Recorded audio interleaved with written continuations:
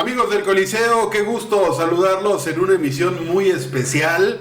El día de hoy estoy yo aquí porque el invitado número 10 de estas charlas mano a mano del Coliseo es nada más y nada menos que el presidente, fundador, propietario, camarógrafo, cronista, todo lo que ustedes se puedan imaginar de El Coliseo. Julio César Lara es el invitado y como no quiso entrevistarse a sí mismo, me ha mandado traer, así que Julio, qué gusto tenerte en tu propia casa. ¿Cómo estás, José Manuel? Muy buenos días.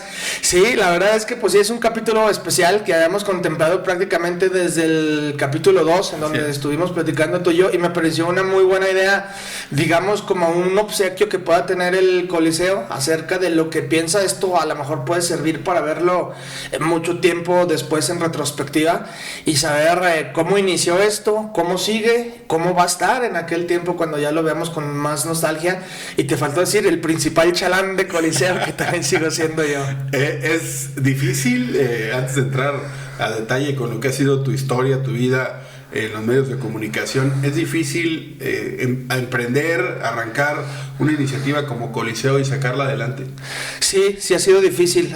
Fue difícil desde el momento del riesgo de tomar la decisión de sacar pues una página de internet, que fue en ese tiempo y que se dio pues porque yo me había quedado sin trabajo, ¿no? Entonces, cuando no tienes trabajo, cuando sabes que ya no vas a tener un ingreso, pero necesitas tomar el riesgo económico para apostarle a algo que en esos tiempos estaba comenzando a hacer efervescencia a nivel nacional, pero que no sabes cómo va a funcionar a nivel estatal. Desde ahí fue difícil y posteriormente cada decisión ha sido muy complicado. Hasta la fecha, pues sabes que ya difícilmente lo puedes mantener solo, que lo puedes mantener por amor al arte y que lo puedes mantener como nada más ahí flotando de muertito. Es muy difícil. Ya una vez que tomaste, pues ahora sí que las riendas de conformarlo como medio de comunicación, pues tienes que estar como están los demás medios de comunicación, y eso, la verdad, que a mi edad ya es una parte muy complicada. Julio, ¿cómo? Vamos por el principio. Muchos pensábamos que eras de aquí de Zacatecas, sabemos ahora que naces en Chihuahua. Sí. Cuéntanos un poquito dónde naces, tus papás, a qué se dedicaban, cómo se conocen, toda tu historia de tu infancia. Mira, sí me considero zacatecano porque de mis 43 años y medio, tengo 43 años viviendo en Zacatecas. Entonces, salvo vacaciones y saber que nací en Hidalgo del Parral, Chihuahua, pues no tengo otra referencia, no he podido conocer aquel estado o hacer algo por aquel estado, pero estoy enamoradísimo de lo que yo he logrado aquí en Zacatecas en el aspecto personal, laboral, profesional, social, etcétera, etcétera. Mi mamá es QFB y ella sí nació allá también y estaba estudiando allá. Mi papá es de acá, de Calera, Zacatecas, y él es ingeniero electricista, pero cuando termina su carrera y tiene que hacer pues no sus prácticas, sino como ya sus primeros encargos, porque él hizo una maestría o más bien su tesis acerca del tema de la electricidad en las minas, en los pozos, etcétera. Tiene que ir a Hidalgo del Parral, Chihuahua, allá se queda trabajando y allá se conocen mis papás, allá se casan y allá viven pues digamos gran parte del tiempo. Sin embargo, mi mamá se queda sin trabajo cuando cuando voy a nacer. Ya ves cómo era antes un poquito esa situación de que pues en las empresas las madres pues no tenían tanta cabida porque pues tenían que darle el tiempo a sus hijos. Entonces pues el único ingreso era el de mi papá, y ahí pues para ayudarles un poco, pues ahí estaban las facilidades que tenía con la familia de mi papá, de mi mamá, que estaba un poquito mejor acomodada económicamente, sin decir que eran ricos, que la de mi papá. Y ya después pues se complican las cosas y entonces ahora sí mi papá tiene que venir. Tú naces allá, ¿y a qué edad se vienen de regreso? A mis 6 meses. Prácticamente no viviste para nada. Sí, nada. Pues te digo, cada vacaciones es la parte que conozco, pero ya cuando yo empiezo a tener un poquito el foco de mi vida, ya estábamos aquí en Zacatecas establecidos. ¿Tienes más hermanos? Tengo un hermano 3 años menor que yo, bueno, 2 y medio, Jorge Arturo, y él es médico y bueno, pues docente, o sea, es médico de licenciatura, tiene una maestría también en medicina forense, pero se dedica a la docencia, es profesor en el Colegio Margil, es profesor en el Colegio Hidalgo, era profesor en la Universidad Autónoma de Durango, Campus Zacatecas, de donde yo estudié.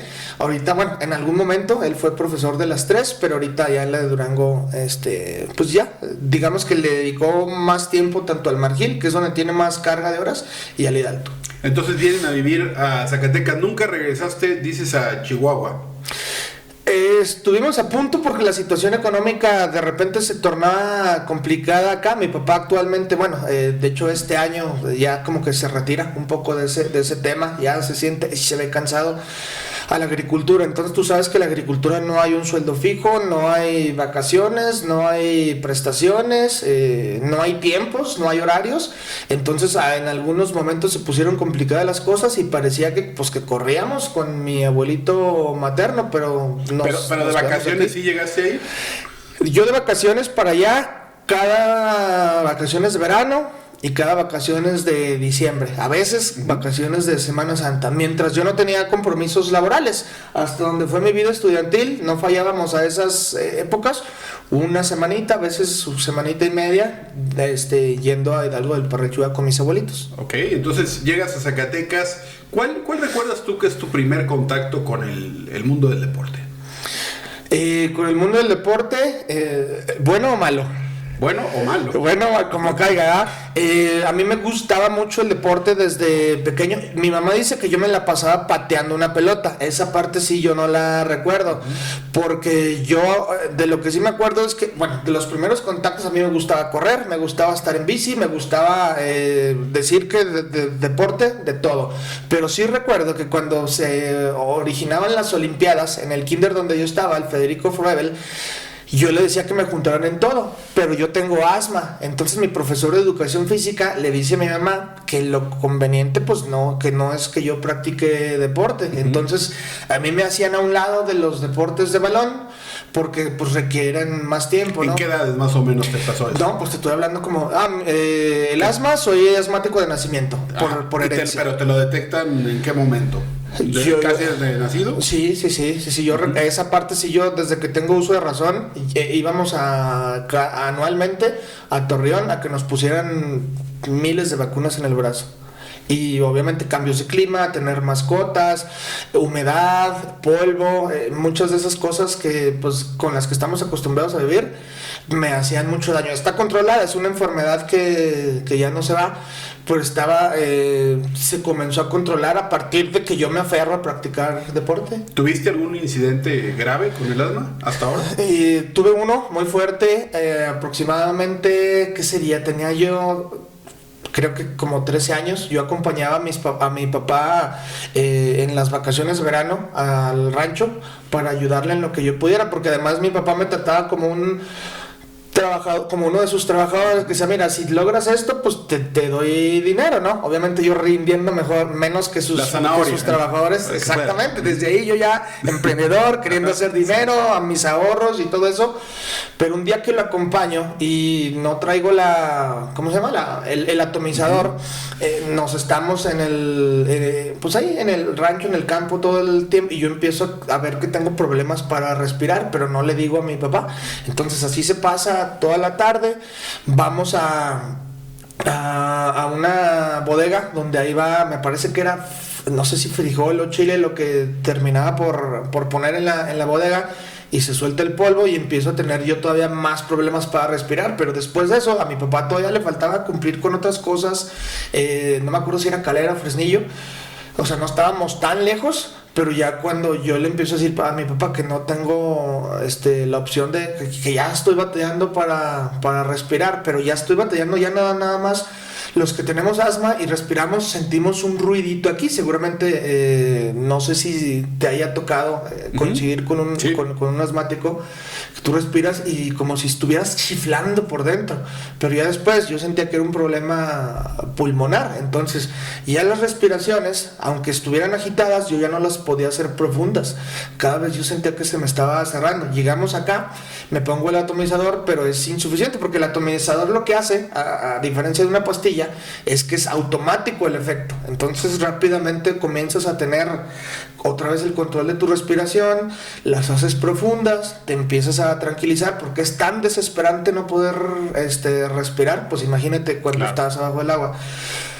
Y esa vez, yo por más que me ponía el atomizador se tiene que poner 2 veces. Cuando tienes un problema, cuando te dicen cada 6 horas, 2 veces. Y aguantar la respiración lo más que puedas para que pueda fluir por acá.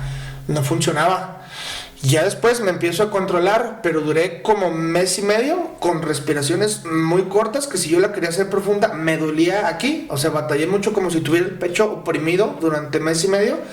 Esa fue de las veces más yo creo que la más complicada que viví. Y a partir de ahí, ya no volví a acompañar a mi papá para allá.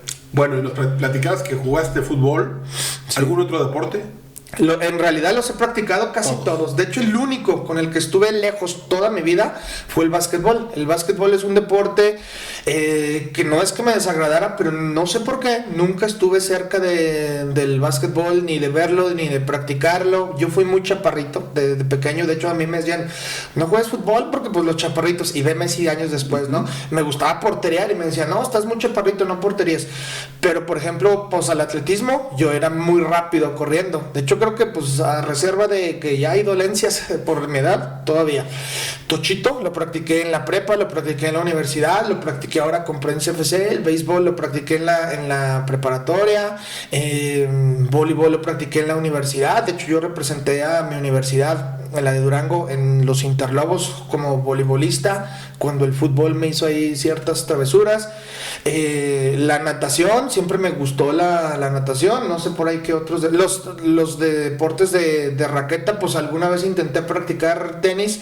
Y a mis 17 años mi novia me ganaba a jugar tenis, no. Entonces ahí sí, de los de raqueta me retiré por malito, de los de balón pues se me dieron a reserva del básquetbol, hasta que hicimos un equipo con los directores del Incubides, que acaba de salir Cortés Navia, estaba Martín Barras, hicimos el de Prensa FC Básquetbol. Y cuando el equipo no se completaba, entraba yo a hacer puros disparates, pero mi idea era meter un triple y una canasta, y lo logré.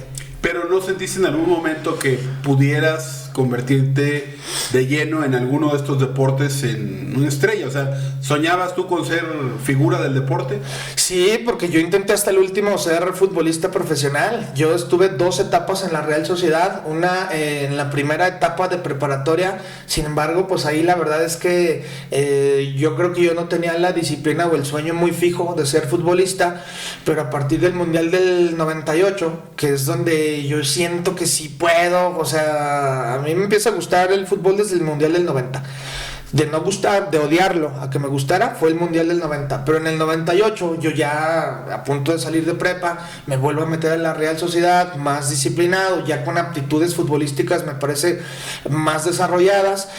Nada más que, pues, ya cuando empieza la parte, porque en aquel tiempo no había tantas oportunidades, entonces ¿quién te dirige ahí? El Comino, primero Carlos Macías, por la edad, luego tengo que ir con el Comino, y a el Comino, yo ya estando en la universidad, porque te digo que fue como desde la prepa hasta la universidad, inclusive yo dejé el centro de idiomas, estaba estudiando inglés y ya iba en el 8º de 10 en aquellos tiempos, y lo dejé por la Real Sociedad. Me estoy ahí, pues entre el Carlos Macías y el Comino, yo creo que como año y medio. ¿De qué edad tú más o menos? Empiezo como a los 17 y pico, y yo creo que me retiré a los 19. ¿Cómo se da ese final? ¿Quién te dice, sabes qué, Julio? No entras en planes, no cabes, sí. No eres tan bueno, o si eres tan bueno, pero hay otro mejor. ¿Qué pasó en ese momento? Mira, son muchas cosas. Yo creo que son 3 cosas muy diferentes. Una, yo estaba estudiando arquitectura, y arquitectura es una carrera que no puedes, y menos los primeros semestres, es más, yo creo que nunca. ¿En dónde? En el Instituto Tecnológico Regional de Zacatecas. Yo fui mapache 3 años. Okay. Entonces ahí estaba, sí iniciando, pero ya las cargas eran complicadas, los horarios no se daban. Yo empezaba a entrenar en el estadio a las 4 de la tarde, pero yo salía a las 4 allá, no manejaba, entonces era venir en camión, era venir con hambre, era venir con mi regla T, con todas mis cosas, apenas a cambiarme, cuando pues ellos ya llevan a veces una hora de adelanto, ¿no? Entonces era muy cansado. Eso fue un factor cierto. El segundo factor, pues sí, efectivamente yo me la mantuve jugando con mi pierna izquierda toda la vida. Yo nunca tuve un entrenador o alguien, porque pues cuando juegas en el barrio no tienes entrenadores, es con lo que tú y tus amigos tienen. Entonces el Comino un día me dice, tú no tienes derecha y no entras en planes. Y yo le dije, pues yo puedo ser como Ramón Ramírez. Me dice, pues sí, pero pues entonces pues demuestra, pero por lo pronto pues no estás en planes. Si quieres seguir entrenando con nosotros, adelante, pero sí, o sea, de plano. Y es más, ahorita te puedo decir que manejo un poquito mejor la derecha sin ser crack. Y ahí tiraste la toalla. Ahí tiré la toalla, sobre todo porque el tercer factor, yo estaba atravesando un desamorío y era mi primer desamorío, entonces tampoco estaba tan concentrado y yo sabía que tenía que salir de esto, o sea, me estaba comenzando a ir mal en la escuela, el fútbol era decidir entre la escuela y el fútbol. En ese tiempo no había como que estudias y, o sea, no eran las oportunidades como ahorita los de Liga Premier, los de TDP, ¿no? Como Club Pachuca, que tiene una escuela y que lo compaginas de manera así. Y mis papás, pues sí, en ese tiempo tampoco era de te apoyamos en lo que tú decidas, no. Mis papás siempre fueron estudia porque el fútbol no te va a dejar. Entonces, ante un convencimiento tal de que el fútbol pues me estaba diciendo que no, mis papás me decían que la escuela, y yo distraído, también sin poder encontrar la salida, pues la verdad decidí estudiar porque sí, y lo abandoné. Arquitectura. Que también abandoné. ¿Y por qué tomas la decisión de abandonar arquitectura? ¿Venías del tema de inglés, que lo dejaste? Sí. El tema de arquitectura, que lo dejas. Se da la circunstancia del fútbol. Ya eran 3, me imagino. Y el noviazgo, que también lo dejo y me deja. Eso ya es el tema personal que si quieres lo tocamos. Pero había muchos abandonos. Pero iba ya cuatro situaciones que se quedaron en el camino. Sí, muy complicadas. ¿Qué pasa en ese momento? Mira, la verdad de las cosas es que arquitectura fue una carrera que a mí me gustaba mucho. Pero la parte de diseñar, la parte de crear, la parte de construir, había muchas materias ya en el camino, porque mi principal error yo creo que fue cuando ya se llegaba el momento de dedicarse a algo, pues yo tenía el convencimiento desde pequeño que arquitectura, sin meterme de lleno a un programa real de, a ver, ¿y en arquitectura qué vas a hacer? ¿O qué vas a ver? Existen otras carreras, ve realmente qué quieres. A pesar de que teníamos las materias de orientación vocacional y que muchas veces a la escuela iban a mostrarnos como las diferentes universidades, las diferentes opciones, yo las veía pero no les hacía caso, y yo con arquitectura estaba a veces también sin hacerle caso. Entonces ya en el transcurso, muchas materias yo decía, yo aquí no me veo. Hasta que ya en algún punto yo decía, yo ya aquí no me veo. Lo único que me gustaba de arquitectura, que me encantaba, era estructuras, pero era mucha física y mucha matemática. Pero decía, me gustan las matemáticas y la física, pero para estar en un escritorio nomás viendo fórmulas, no. Y lo que sí, donde yo me veía en un escritorio era siendo perspectivista.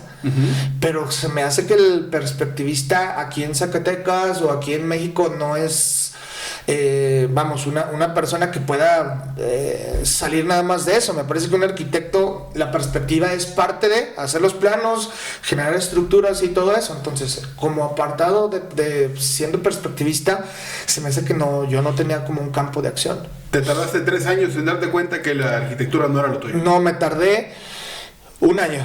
Que fue el cuarto y el quinto semestre. ¿Pero ya cumpliste con 3 años? Cumplí con 3 años, saqué todas las materias. ¿Cuánto dura la carrera?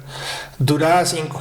O sea, estabas más de la mitad. Estabas más para allá que para acá, y aún así decides abandonar. Sí, porque te digo, ya en algún punto yo siento que ya no. Y luego le platico con mi mamá, y mi mamá como que también habíamos tenido una situación en la prepa, que yo por cambiarme desde el primer y segundo semestre del seminario, regresarme al colegio, tuve que pagar materias. Y las terminé pagando en los exámenes de sexto semestre, que era biología. Yo había batallado mucho con biología, pues las terminé pagando en el sexto semestre. Entonces ella vio que la situación se estaba repitiendo. otra vez vas a cambiarte, otra vez vamos a tener problemas con esto. Y pensó que yo me quería cambiar porque ya le tenía como miedo a arquitectura, pero no me gustaba. En ese cuarto y quinto semestre de arquitectura, Barrón, en las vacaciones yo tenía una camarita. Y en las vacaciones yo me salía con mis amigos a hacer sketches cómicos. Pero ahí, en ese punto, ¿cuándo conoces tú? El otro día, cuando tú me entrevistaste a mí, decías que en qué momento había cambiado todo por el lado de la comunicación. En tu caso, antes de ese punto que tomaste la camarita, ¿ya sentías que podía haber algún tema de estar en medios o trabajar en algo de comunicación? No, para nada. Siempre he sido alguien no chismoso, pero sí preguntón. Y entonces me acuerdo que sí mi abuelita me decía, de esto sí lo tengo muy presente. Así en situaciones, ¿no? De la familia, que por qué usted sí, yo no, y cosas así dentro de la familia, en los juegos. ¿Por qué usted ganó y yo gané? Pero así, cosas así. Y ella me decía, es que tú no vas para arquitectura, tú vas para investigador o periodista, porque haces preguntas, pero se lo tomé como a juego.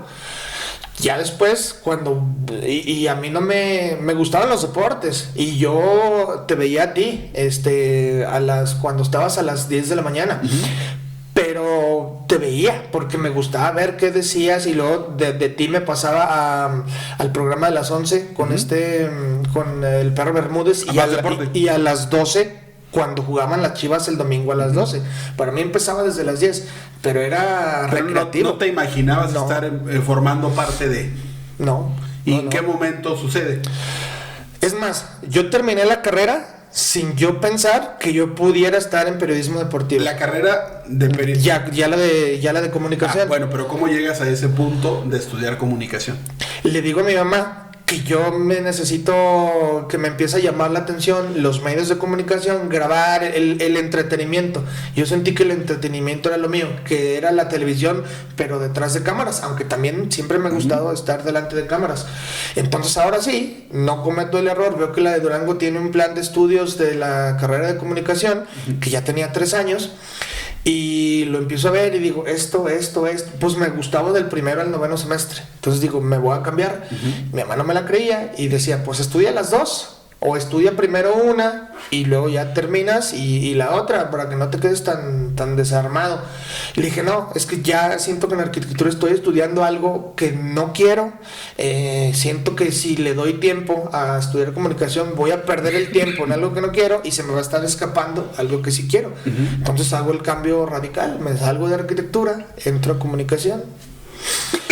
¿Y cómo fueron los primeros meses en la nueva carrera? La verdad es que bien, o sea, nunca me sentí que yo no estuviera en mi lugar, nunca sentí tampoco que mi mamá tuviera razón de que yo lo estuviera. Sí me hizo dudar, no lo voy a negar, me hizo dudar, dije, ¿y será que sí le saqué a arquitectura y que aquí en comunicación nomás lo estoy haciendo otra vez por juego y si me vuelvo a aburrir a los 3 años, ¿qué va a pasar? Pero no, la verdad es que no.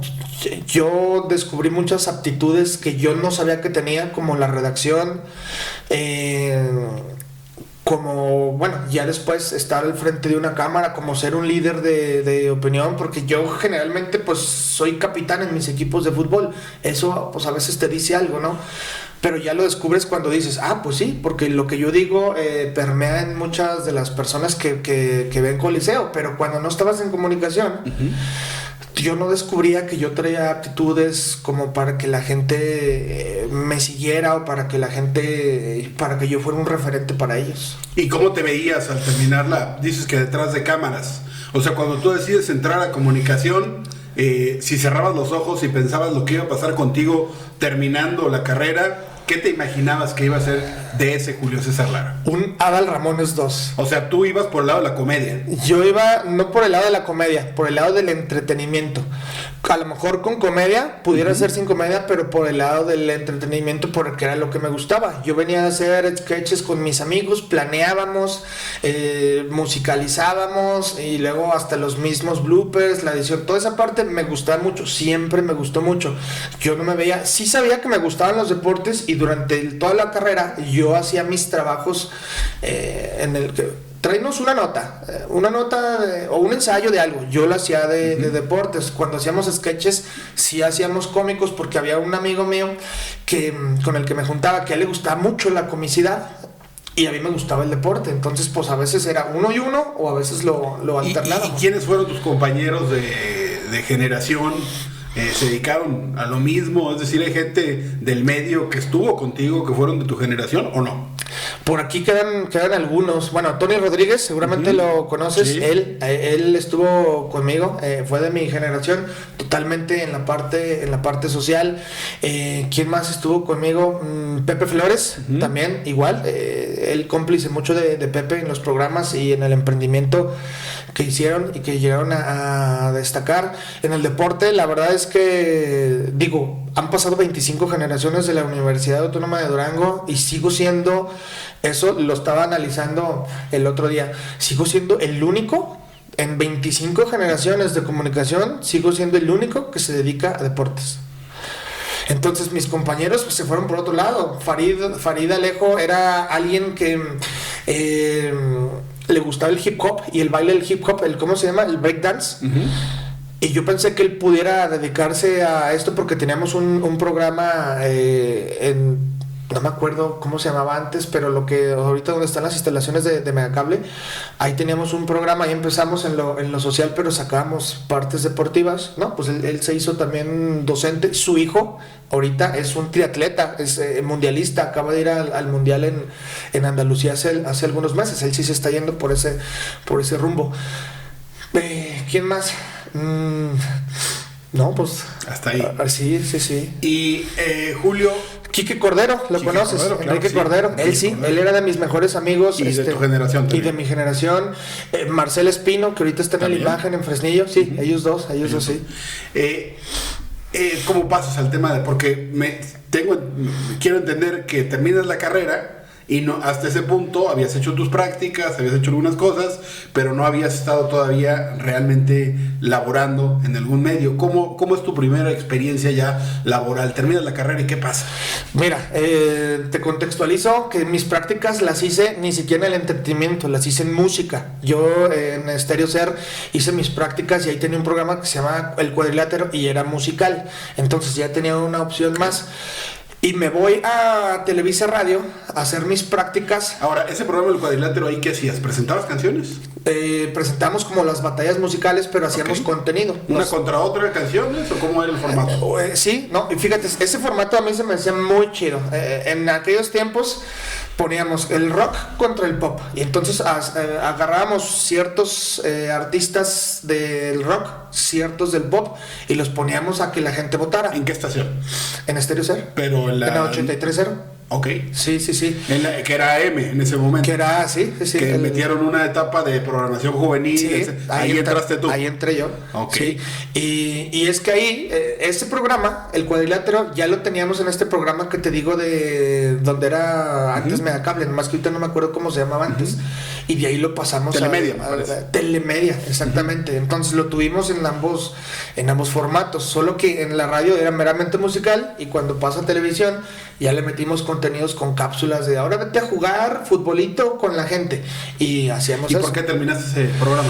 Patrocinadores. Ok. Sí, ya no podíamos y pues también ya las cargas de la escuela ya te exigían que estuvieras un poco más dedicado ahora sí a tu servicio o a prácticas un poco más encaminadas a lo que tú ibas a hacer. Por eso yo me fui a Televisa Radio en las vacaciones del noveno semestre. ¿Cómo lograste eso? ¿Cómo lograste la escuela, que te admitieran en México? No, la escuela consiguió, había creo que 5 cupos, la misma escuela fue quien expuso quién podía, quién tenía la oportunidad.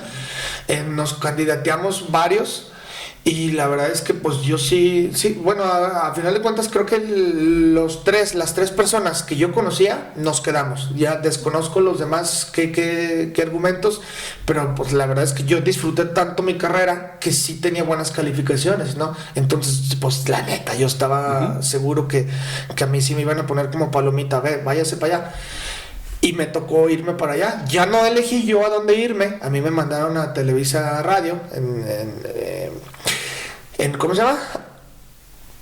a media hora del estadio Azteca. Entonces, En Santa Úrsula. Sí, por allá. Entonces, yo estaba muy, pues sí. ¿Y qué labores hacías ahí? Porque me tocó el Mundial del 2006. Música también. Yo estaba ¿Presentabas canciones en la estación Bésame. No, como practicante a mí no me dieron voz ninguna vez. Ni siquiera me prestaron una computadora para editar, pero sí me enseñaron cómo era. Por ejemplo, me dijeron, mira, aquí esta persona todavía no se muere, pero ya es de edad, ya le estamos haciendo su semblanza. Su semblanza por el día que pasa esto. Nosotros ya no nos vamos a tardar horas, simplemente lo metemos y si hay una pequeña parte de la historia que le falte, ya nomás lo adaptamos o lo editamos, pero ya está. Nosotros en la radio, esta computadora funciona metiendo música de tantos artistas, y entonces mira, estas son las fórmulas para poder meter un artista que no salga más de 3 veces la misma rola, o que no salgan más de 5 veces diferentes rolas del mismo artista que está de moda. Entonces tú le tienes que hacer así y lo tienes que actualizar día con día, y si alguien te pide algo, pues hay que meterlo, pero hay que ver las fórmulas de lo que ya está programado para que no tengas luego que echar en traste tus fórmulas. Y además aquí se alimenta una página de internet, que en aquel tiempo pues el internet no era como hoy. No tenías que reportear, pero sí tenías que buscar como de otros lados qué había hecho, y entonces tú ya complementabas una biografía un poco más completa y más ordenada de cierto artista. ¿Y cuánto tiempo estuviste ahí en las prácticas?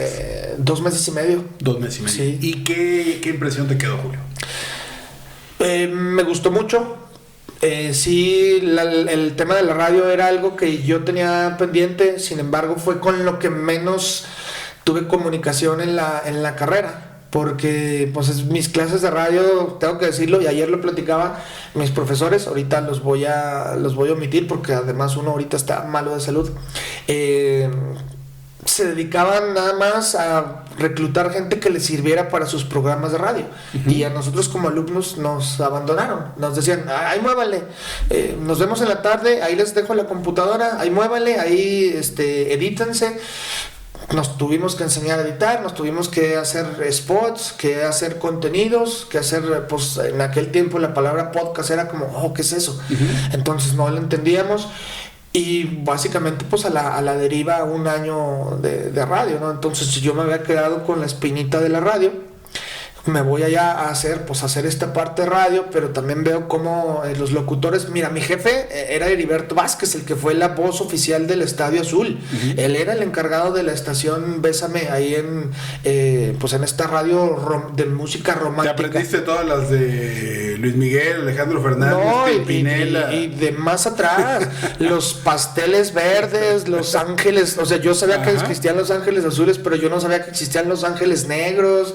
Muchas de las canciones que tú piensas que las sacó, por decir, Luis Miguel o las duranguenses, o muchas, son de versiones de los 60s, de los 50s, y que pues tú ya estás conociendo mucho tiempo después la misma letra con otro tono que te gusta, pero que ya existió la infinidad de canciones que existen así. En México no llegó un punto donde dijiste, esta es mi ciudad, aquí tengo que estar, yo pertenezco aquí. Nunca sentiste esa pertenencia con una metrópoli tan grande, tan importante como es la Ciudad de México, que además ofrece pues muchas posibilidades que de repente en ciudades más chicas no se dan, ¿no? No, jamás en la vida. No. Mira, yo sabía que si yo me regresaba, porque yo dejé las puertas abiertas, mi jefe me dijo, mira, cuando te regreses, como estábamos en el Mundial del 2006, Estadio W, que era la estación que estaba en nuestra estación vecina, ahí en los pasillos diario la veía, pues todos estaban allá, en Alemania. Había muy poquita gente que estaba acá, salvo los switchers, los controladores, los programadores, pero las voces estaban allá. Entonces, pues prácticamente a mí, en la parte que yo quería, porque ahí ya quería estar en deportes, no me sirvió de mucho, pero él me dijo, regrésate, la verdad es que fuiste un muy buen elemento, puedes seguir aquí con nosotros, haces camino, y pues ya tienes aquí a los vecinos, pues ya te vamos abriendo camino. Y yo ya sentía que ahí podía hacerla, ¿no? Y ahí yo sabía que me tenía que acostumbrar a ese monstruo de ciudad que era en ese entonces el Distrito Federal, pero que yo me viera ahí, que yo dijera, de aquí soy, la verdad es que no. Y tan así fue que cuando tuve la oportunidad de aquí, poco a poco me fui olvidando de aquello, porque rápidamente, antes de graduarme, yo ya tenía trabajo y a mí me invitaron aquí y la verdad es que me enamoré de hacer algo por Zacatecas. Una de mis ideologías es ¿por qué todos se tienen que ir a ser mejores en otras ciudades? ¿Por qué no pueden ser mejores entregándole a la ciudad que les dio educación, que les dio vida, que les dio amigos?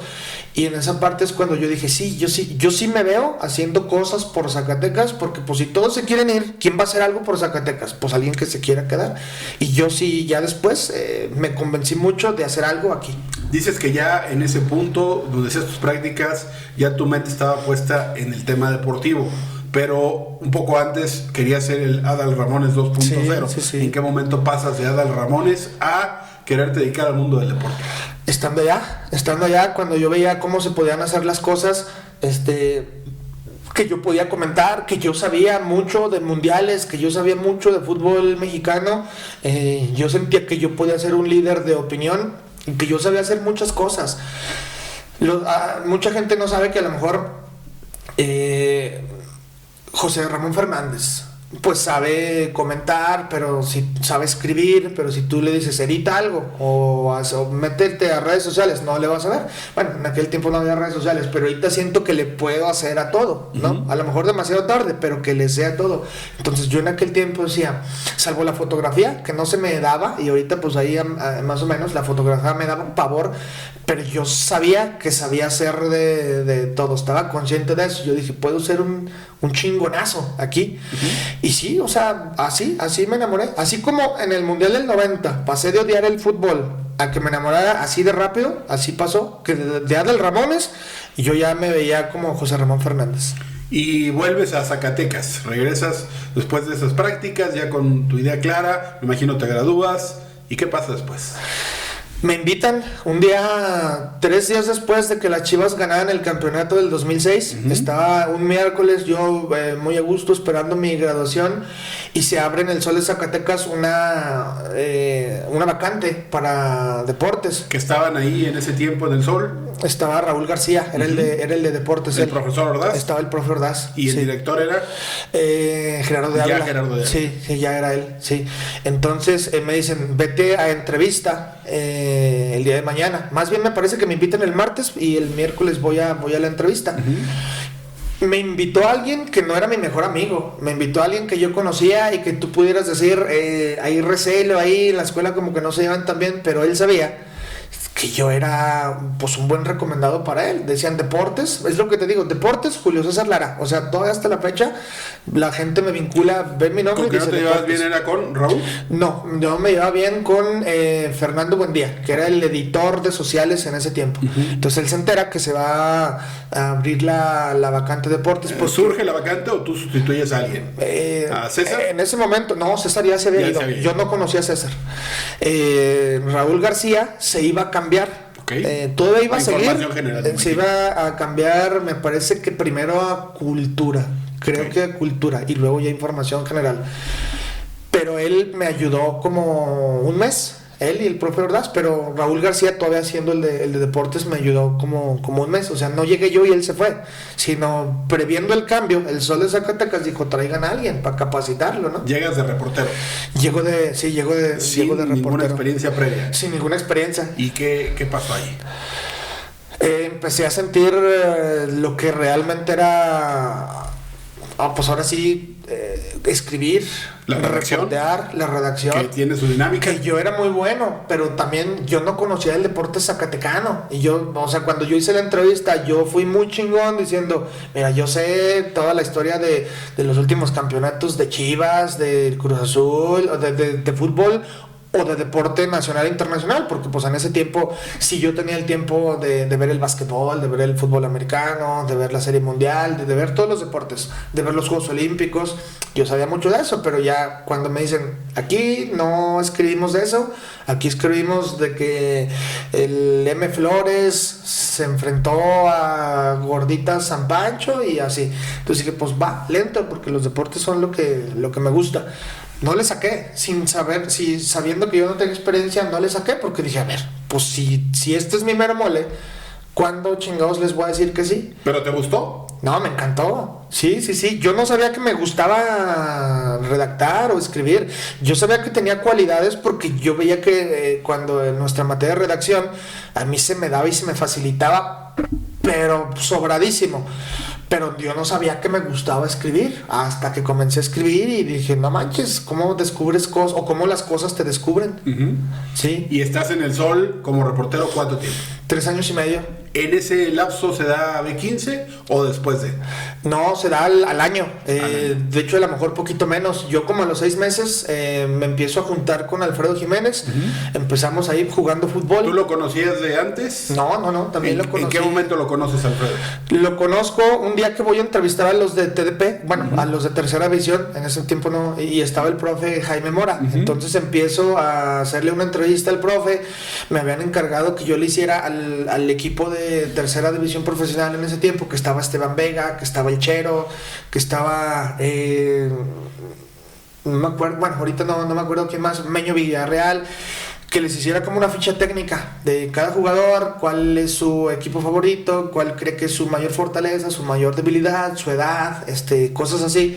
Y fui y les estaba haciendo la ficha técnica a los jugadores. El profesor me ayudó porque él era el que me decía, tú ven, contéstale estas preguntas. Y ahí estaba el gordito, mi compadre, un saludito. ¿Es también reportero? Con Chicho Leandro, sí, pero él ya estaba en B15. En B15. Sí. Y entonces yo sin conocerlo, yo sabía que ahí estaba. Leandro le camareaba. Sí, y en ese tiempo, de hecho, Leandro estaba echando cámara y el gordito estaba sentado. Y el profe Mora me dice, tú tienes mucha suerte porque tú llegaste y tú ya tienes un sueldo fijo, chido, ve. Dice, mira, a diferencia de ellos, ve, él también está en deportes y él ahorita todavía no le están pagando. En B15. En B15, me parece que empezó como prácticas, él empezó antes. Y hasta donde sé, me parece que en ese tiempo ya más o menos le estaban pagando. ¿Y conectaste de inmediato con los dos? ¿O más con Alfredo? No, más con Alfredo, porque Alfredo jugaba. De hecho, ese día no me lo presentó, me lo enseñó de lejos. Okay. Y yo lo vi, no le hablé. Y hasta que nos juntó César a jugar fútbol en el equipo del Fanático, es cuando nos conocimos. Y nos hicimos amigos. Pero fue un... Perdón la expresión porque no aplica aquí, pero pudiera pensarse una similitud. ¿Fue amor a primera vista con Alfredo? Sí, hubo clic, de volada hubo clic y por eso me invitó a la televisión. Aunque él le va a la América y yo a Chivas, ahí teníamos esa parte de discusión, no nos metíamos tanto en esa bronca. El chiste es que en la cancha nos encontramos muy bien y nos hicimos amigos. Y te dice, vente a B15 al programa, inauguran Pasión Deportiva. No, ya existía Pasión Deportiva. Ya existía. Sí, él ignoró. De hecho, ya cuando nos conocemos y nos hacemos amigos, el programa ya iba para su segundo aniversario. Pero eventualmente te quedas tú con el programa por encima de Alfredo o solo era impresión, porque yo recuerdo los primeros programas que lo vi, tú eras como la cabeza y Alfredo era como el segundo conductor, pero cuando tú llegas ahí dices que estaba ya Alfredo, él te cede que tomes tú la iniciativa o tú te fuiste metiendo y te quedaste con el programa. No, mira, primero me da una sección, porque en ese tiempo yo no le sabía la televisión y ya, o sea, digo, en las prácticas de la materia, de pasar una materia, yo no le tenía miedo a la cámara, pero ya cuando dices, ya es trabajo, ya estás al aire, ya te están viendo, me dio pavor, me trababa. Entonces me empezó dando una sección que era el fútbol femenil, porque yo cubría la Purísima de Tierra, donde se jugaba el fútbol femenil, y entonces esa era mi seccioncita y ahí me fui desenvolviendo, pero luego se va Chicho Leandro. Bueno, también está Normita, no sé si te acuerdas de Normita, la famosa seca, ella empezó con ellos y ella se fue primero, luego se fue Chicho y entonces ya nos quedamos él y yo, pero él era el estelar, sí, okay. el titular. Nada más que luego él le llega una oportunidad de trabajo con la señora Amalia García como al final, para irse pues a comunicación social, a gobierno del estado, y se va, y entonces ahora sí me quedo yo solo. Después él regresa, pero ya el titular era yo, entonces me parece que esa fue como la parte. Por eso fue ese switch, este cambio entre un conductor y otro. Entonces estás en El Sol, estás con Pasión Deportiva. ¿Por qué sales del Sol? Porque me imagino acabó primero que lo de B15, ¿no? Sí, hubo recorte de personal y me tocó, pues yo tenía 3 años y medio, el profe ya era una institución y como hubo un recorte de personal, pero masivo, o sea, corrieron a más de de 25, 30 personas, pues tú sabías que, por ejemplo, lo que yo valía, pues era muy poco, aunque yo fuera la sangre nueva y con toda la energía de estar reporteando y bajo las inclemencias del sol y en la noche y dormirse tarde y levantarse temprano, pues al final de cuentas la antigüedad de mi profesor, de mi profe Ordaz, pues lo que les iba a valer el finiquito, ¿no? Entonces, ¿y qué tal ese momento? ¿Cómo lo recuerdas? De los más complicados de mi vida, porque yo ya un día antes, ya se había estado generando el rumor de que iba a salir gente. Entonces, yo sí sabía mucho de mis capacidades, pero yo hacía matemáticas y yo decía, pues es que si van a correr gente se van a deshacer de lo más nuevo, y yo soy de lo más nuevo. Y sí, ese mismo día dicen, va a haber una ¿cómo se llama? Reestructuración. Una reunión general, le van a hablar a cierta gente. Me mandaron a hablar y me acuerdo que ese día yo estaba esperando mi hora de ir al sol en las oficinas de B15. Yo estaba escuchando la rola de Ana Gabriel, la de Luna. Estaba por llorar, fíjate que parece que no tiene nada que ver, pero bueno, momentos que se te quedan, ¿no? Y con esa rola, o sea, casi llorando, yo sabía lo que venía, voy y efectivamente no me equivoqué, me dicen pues que gracias, me quedo sin trabajo. En B15 pues todavía no me pagaban tampoco como tal, así que tú dijeras, ya estoy ganando bien, y además mi sueldo más grande pues era el del Sol de Zacatecas. Entonces sí fue como el momento más complicado. Yo ya había leído que supuestamente los 3 momentos más difíciles de un hombre, 2 de ellos son pues uno perder a su padre y otro perder por primera vez el trabajo. ¿Tu padre ya no estaba? No, sí, pero yo estaba consciente. Bueno, gracias a Dios, ese dolor todavía no lo he sentido, ¿no? Pero ahí fue cuando de los 3, el tercero no me acuerdo si era una muela o algo, pero hasta la fecha es el primero que me ha tocado experimentar de los 3 dolores que dicen que son los más fuertes para un hombre. Bueno, pero ya tenías como quiera tu programa, aún sin que recibieras el dinero, pero ya estabas dándole continuidad a lo que estabas haciendo en el Sol ahora en la tele. Platícame de ese programa, ¿qué experiencias te dejó Pasión Deportiva en esa etapa? Pues yo creo que de la mejor parte, porque ahí es donde van reconociendo tu trabajo, a pesar de que estábamos en cable.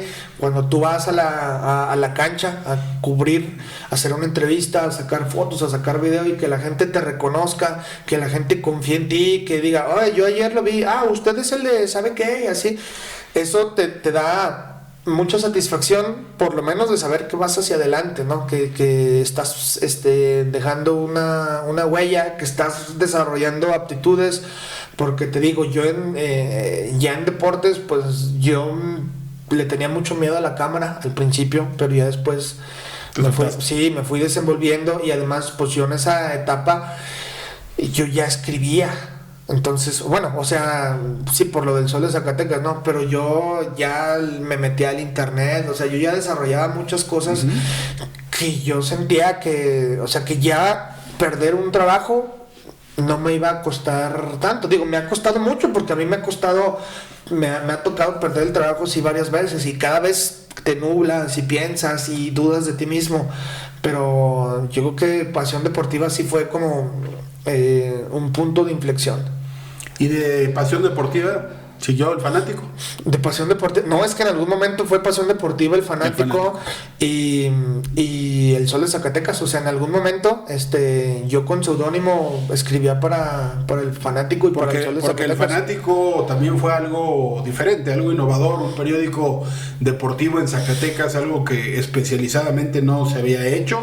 Es decir, los segmentos deportivos o la información deportiva en los periódicos eran parte del diario, del rotativo en el que estuvieras, ¿no? Ya sea el Sol, NTR, Imagen o cualquier otro. Y aquí ya se hace un esfuerzo por tener un periódico específicamente de deportes. ¿Qué crees tú que falló ahí para que este proyecto no lograra trascender o consolidarse? Porque salió con fuerza, arrancó, funcionó y después tuvo que desaparecer. Mira, yo creo, a lo mejor es parte de lo que le puede pasar ahorita a Coliseo. Necesitas tener los ojos ahí, sobre todo de quien es la cabeza. En ese tiempo, creo que casi todos teníamos como otro trabajo y utilizábamos al fanático de hobby. No todos lo tenían como prioridad. Yo en muchos aspectos sí lo tenía como prioridad. A veces hasta César le decía, déjamelo, dámelo. O sea, yo me encargo de esta parte. Yo no le sé la cuestión de diseño, en esa ayúdame tú, pero déjamelo. Y así casi todos los que escribíamos estábamos enfocados en otra cosa, incluyendo a mi César, que era... Es que se repite la historia un poco con Alfredo, ¿no? O sea, tú llegas con Alfredo y luego Alfredo se va a otra cosa y terminas tú quedándote al frente del proyecto. Creo que en el Fanático pasó algo parecido, ¿no? Terminaste al final prácticamente tú haciendo todo. No haciendo todo, pero sí encabezando muchas cosas. Sí. O sea, sí, por ejemplo, cuando fue lo de los juegos con ADEMS en 2011 y en 2015, casi yo lo encabecé. En ese tiempo el Fanático ya prácticamente no salía, pero le dije, vamos recuperándolo ya no como un periódico semanal, sino como un periódico eventual. Viene un evento, mételo como Gaceta para que podamos tener un recurso, se lo das a los deportistas que se van a ir a sus diferentes estados, la gente aquí que lo quiera conservar, lo mandamos a las dependencias y si esto hace buen clic o buen boom, pues lo volvemos a sacar quincenal, mensual o semanalmente. Vemos, porque también no podemos olvidar que hay que generarle, inyectarle dinero, ¿no? Pues la maquila no te la van a regalar, no es como en el internet, subo las cosas gratis. Pero esa parte fue muy complicada, sí, esos dos partes de 2011 y 2015 las encabecé yo, pero ahí estuvo César. O sea, César sí diseñó, César juntó a gente para que se hiciera cargo del diseño, pero ya cuando yo le decía, déjamelo, pues no sé. Y qué bueno, porque yo creo que ya estaba por morir ese sistema de negocio. Y hubiera sido todavía más complicado. Sí, no me hubiera quedado de duda, imagínate. Después viene NTR. Sí, después del Sol y también estuve en el semanario 7 días, también ahí en algún tiempo también, con seudónimos, allá sí daba el ¿cómo se llama? Mi nombre.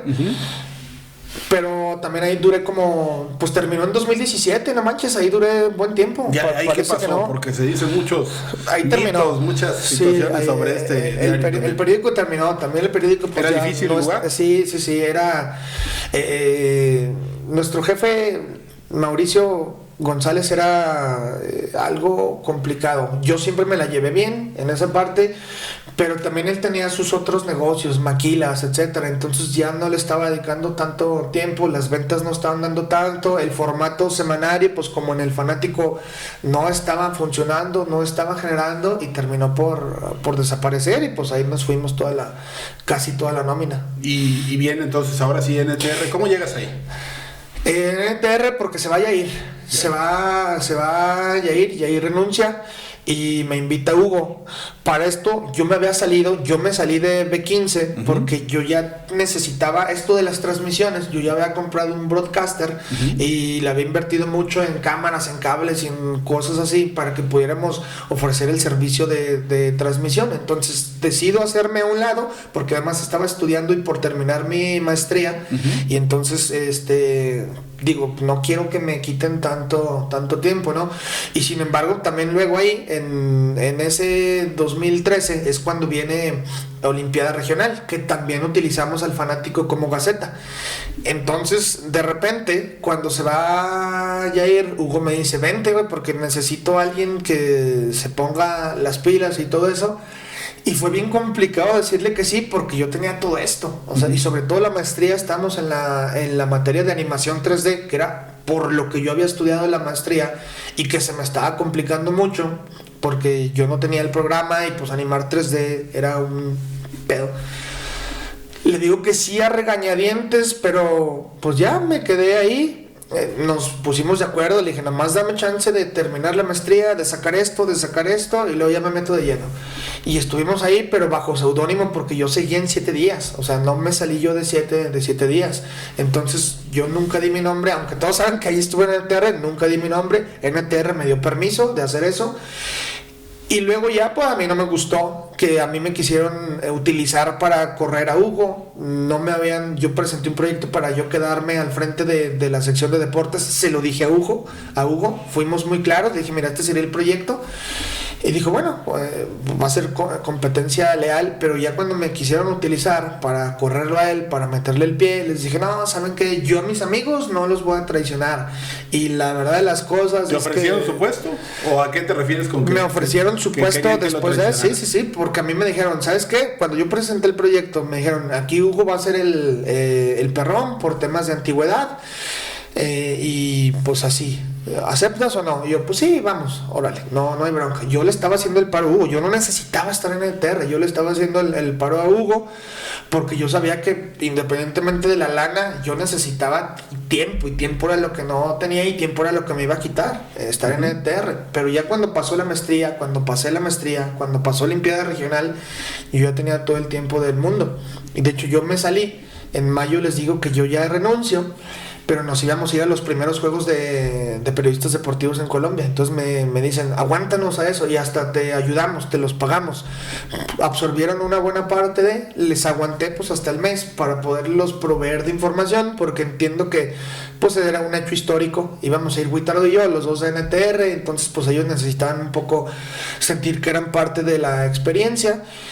Y pues ahí es donde ya se termina el contrato. Me estuve un mes más, pero solo de conductor. Y en ese mes yo hablo con B15 para regresar. Y vuelves a casa. Y vuelvo a casa, pero sin estar en deportes como tal. Empiezo como camarógrafo, esperando que se abrieran los deportes. Y como camarógrafo me estuve esperando esa oportunidad 3 años. Me estuve 3 años como camarógrafo de noticias. Y cuando se abre la última jugada, duró 6 meses. 3 años para que durara lo que yo estaba esperando 6 meses. Y ahora, en el tema televisión. En el tema televisión, bueno, pues ahorita estamos en TV UAS, Televisión Universitaria, y en el Coliseo TV, que es en B15, los lunes. En Televisión Universitaria, en TV UAS, estoy de lleno. Soy reportero, tengo que sacar mis notas para los noticieros, para nuestro programa que es Pasión por la UAS, ya a las 6 de la tarde.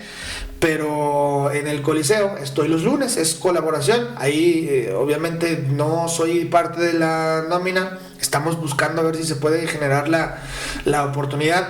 Pero entonces todos los contenidos son generados a través de Coliseo y por eso sí se llama el programa. ¿Cómo surge? ¿Qué ha sido tu proyecto estrella, tu proyecto en el que estamos en este momento, el Coliseo? Vamos a lo que es esta parte, Julio, hemos hablado ya de tus experiencias trabajando para empresas, pero ahora la empresa eres tú. ¿Cómo surge desde que nace el Coliseo? Bueno, pues mi principal visión en ese tiempo de sacar una página de internet, yo la tenía fundada en medio tiempo.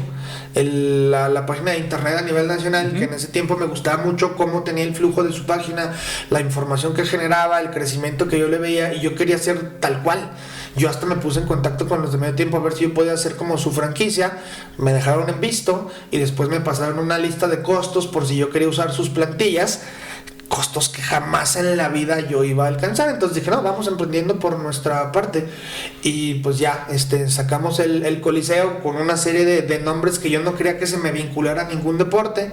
Entonces fui descartando, fui quitando nombres, hasta que pues llegó el principal escenario donde surge la palabra deporte como tal, y que es cuando se empiezan a dar pues ahora sí que los primeros eventos deportivos que no tienen nada que ver con México, porque yo también sentía que quería algo así como muy que tuviera referencia nacional, pero pues que a final de cuentas he visto que muchos lo han utilizado como referencia para lo mismo. Ahí creo que un Coliseo en San Luis Potosí, que es Plaza de Toros. En Durango creo que ya hay medios de comunicación, hay gimnasios que dicen que el Coliseo. Entonces como que más o menos varias personas nos vimos por el mismo rumbo.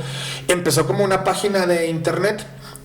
Ya había redes sociales, pero no eran el boom. Yo no les puse atención. Yo quería, ser como medio tiempo, subir a las cosas y que la gente se metiera a leer las notas y a comentar en la página de internet, hasta que llegan las redes sociales. Bueno, las atiendo tarde, pero luego pues ya nos convertimos en muchas redes sociales, y hasta hace como 3 años pues dejé de pagar el dominio, porque yo ya no subía las cosas a la página. Pues ya todo lo lee uno en Instagram, en el Facebook, lo checas en el YouTube, en el TikTok, y dejé de pagar los dominios y pues ya puras redes sociales. ¿Cuál te imaginas que va a ser el futuro de tu empresa? Híjole, pues ¿te acuerdas una vez que tú y yo hablábamos cuando iban a surgir los mineros que queríamos ser un canal o el canal de televisión en Zacatecas? Yo sigo soñando con esa parte. Sé que para eso necesito personal, equipo. Esto, aunque tengo mucho, no es suficiente. Pues mucha visión, energía, que la verdad cada vez tengo menos. Digo, me encanta lo que hago, pero sí cada vez lo quiero hacer menos. Y dinero. Y para tener dinero, pues ocupas muchos patrocinadores. Le he batallado en eso. Pero siento que, pues bueno, construyendo a lo mejor una piedrita poco a poco, pues esto puede ir creciendo. Porque yo, si veo en retrospectiva, a pesar de que muchas veces me desanimo y muchas veces las cosas no me salen como yo las quiero, pues la verdad es que he dado pasos para adelante. ¿Cuál ha sido tu relación, Julio, con tus compañeros, pero que a la vez son algunos de ellos competidores? ¿Qué ha pasado en ese tenor?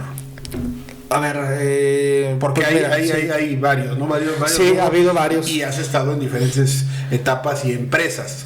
No quiero personalizar hablando de uno o dos, sino en general. ¿Cómo ha sido? Porque veo que tu experiencia en general, por los podcasts que he visto, por las transmisiones de este programa, pues ha sido bastante buena, ¿no? Sí, yo me llevo muy bien realmente con todos los que han sido mis competencias y sí te puedo dar los nombres. Mira, por ejemplo, en un momento el Chaparrito y tú eran mi competencia. Yo en campo conviví mucho más tiempo con el Chaparrito y yo pensé que en algún momento iba a haber envidias y la verdad es que no. De hecho, él me reconocía ante mucha gente que decía, es que él está aquí en los eventos y siempre que él ocupe algo, si una foto un día no le sale, yo se la voy a pasar un dato porque yo sé que está parado aquí. Después mi competencia pasó a ser Yair, sobre todo Yair, ¿no? Pues cuando yo estaba en B15 y con Yair fue buena. No dejamos de ser amigos. En algún punto sí estuvo a punto de romperse esa línea porque siento que estábamos perdiendo la cabeza cada uno en su medio y nosotros nos dimos cuenta. Yo hacía pareja en B15 de compañero con Pavel Ramírez, con el buen Fede, y un día dijimos, ¿no sientes como que se nos está subiendo algo que no tiene razón de ser y que estamos a punto de, por la competencia, de perder amistades? Dijo, sí. Entonces le bajamos de huevos, comprendimos mucho esa parte y eso es lo que a mí me ha ayudado ahora para tener esta competencia. Pues me tocó con Yair en tiempo fuera posteriormente, pero ahí la tuvimos pues ya un poco más... Es que ahora que mencionas tiempo fuera, y por ahí va mi pregunta. En este momento es claro que el Coliseo y tiempo fuera son los medios deportivos electrónicos de Zacatecas, los dos en sus dimensiones, inclusive con algún tema de derechos, de transmisiones de equipos, de contenido que si tú vas a un evento pues ellos van a ir seguramente, o tú vas a ir al que vayan ellos porque es lo que hay en Zacatecas y lo tienen que cubrir. ¿Cómo ha sido para ti competir directamente con un medio? Porque aquí ya no estás hablando de que tú eres un trabajador de una empresa que compite con otra, sino de que tu propio proyecto directamente va contra otro y es el mismo territorio, el mismo espacio el que tienen que cubrir. No, y que además como competidores somos amigos, compañeros de trabajo, compañeros de equipo.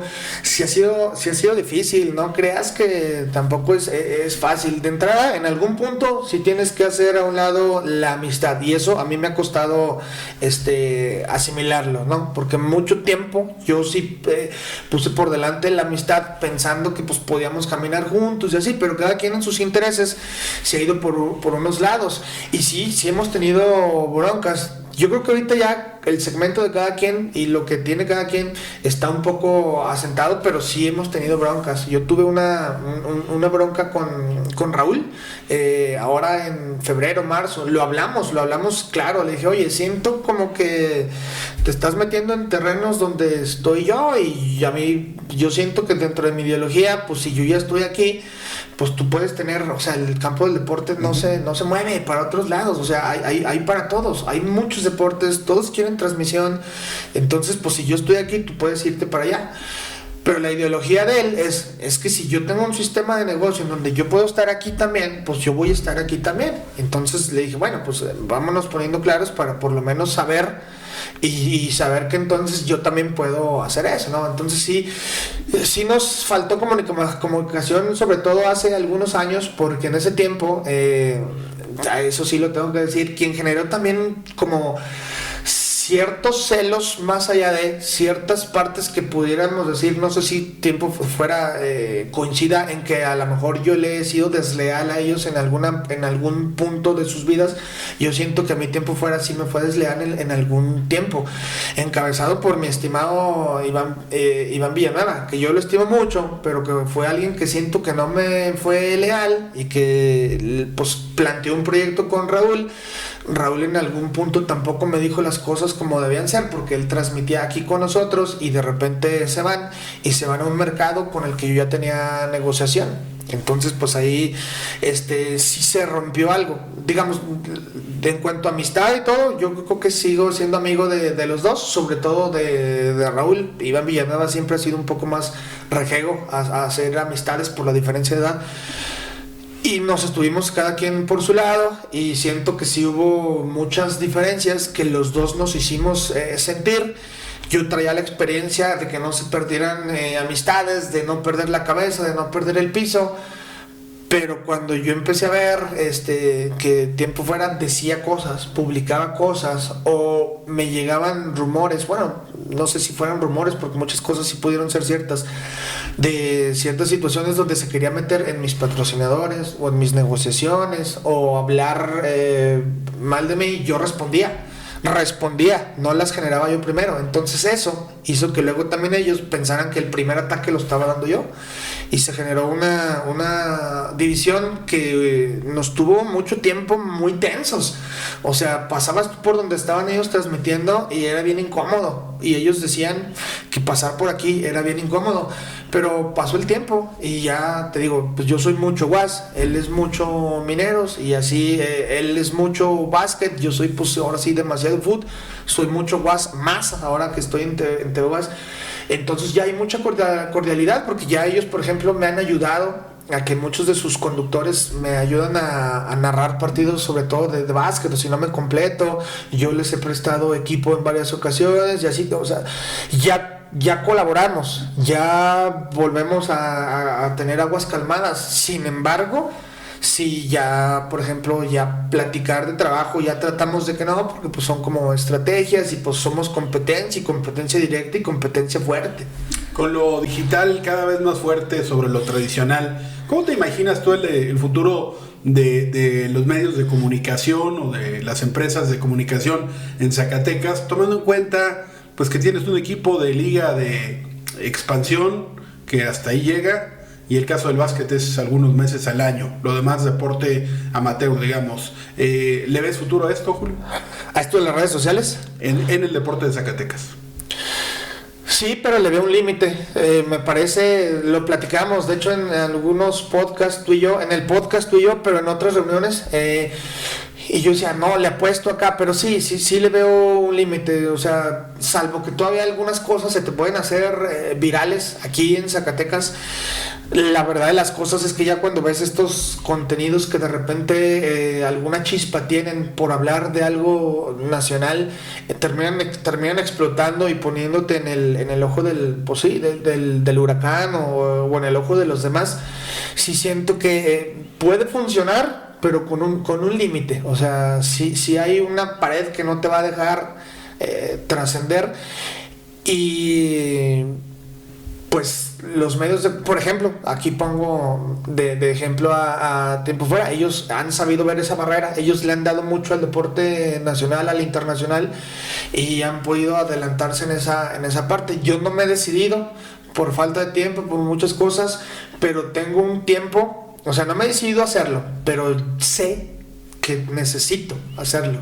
O sea, estoy convencido de que si no paso yo esa barrera, pues aquí no voy a dejar de ser el medio en Zacatecas. Por todo el tiempo invertido en el tema de tu carrera profesional, ¿qué tanto ha afectado eso a tu vida personal?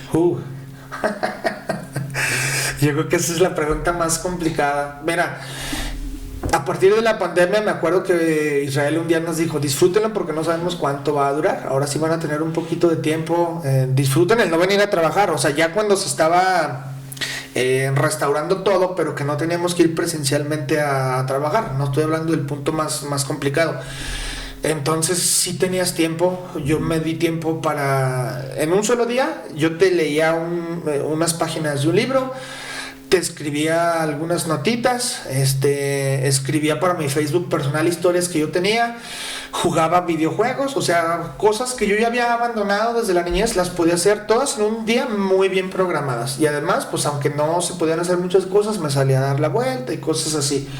Poco a poco otra vez eso fue desapareciendo y comencé a extrañar porque ya la edad ahora sí me comenzó a pesar, ya me quedo dormido editando, ya me cuesta mucho estar horas editando, despertarme temprano, o si me despierto temprano pues ese día me voy a tener que dormir temprano, o sea ya la del mismo día acostarte tarde y te levantarte temprano ya, o sea ya te la puedo hacer una vez por semana, entonces ya ahora sí necesito siempre he tenido como prioridad mis equipos de fútbol, pero ahora juego más que nunca y no sé por qué. Y entonces ahora quiero estar jugando con mis equipos y quedándome a la hora de las chelitas y platicando y llegar a ver películas y llegar a ver series y llegar y si el cuerpo me duele pues estarme totalmente tendido y estarme tomando pues un refresquito, una cervecita, cosas que me perdí mucho tiempo por estar con un ritmo incansable o ya estar ahí en la casa de mis papás un rato ahí viendo, aunque yo estoy en mi cuarto, ¿no? Pero sabes que ahí estás con ellos y que se va a casar una prima y ahora sí vas con, o sea, ahora sí le dices, ¿saben qué? Ustedes háganse cargo de esta transmisión, o ¿sabes qué? Pues mira, te quedas con todo lo que nos van a dar, estas fotos son pagadas, quédate con todo, no necesito que nos vayamos a michas, necesito irme a convivir con mis familiares. Esa parte la estoy extrañando tanto y estoy tratando ya de dármela. Le sigo entregando muchas horas a esto, pero sí, o sea, sí cuando veo todo lo que me perdí, o sea, sigo soltero, seguramente. Una de las dos relaciones importantes que perdí en los últimos 10 años, una sí se la adjudico totalmente a estar totalmente en el trabajo. La otra pues ya circunstancial, ¿no?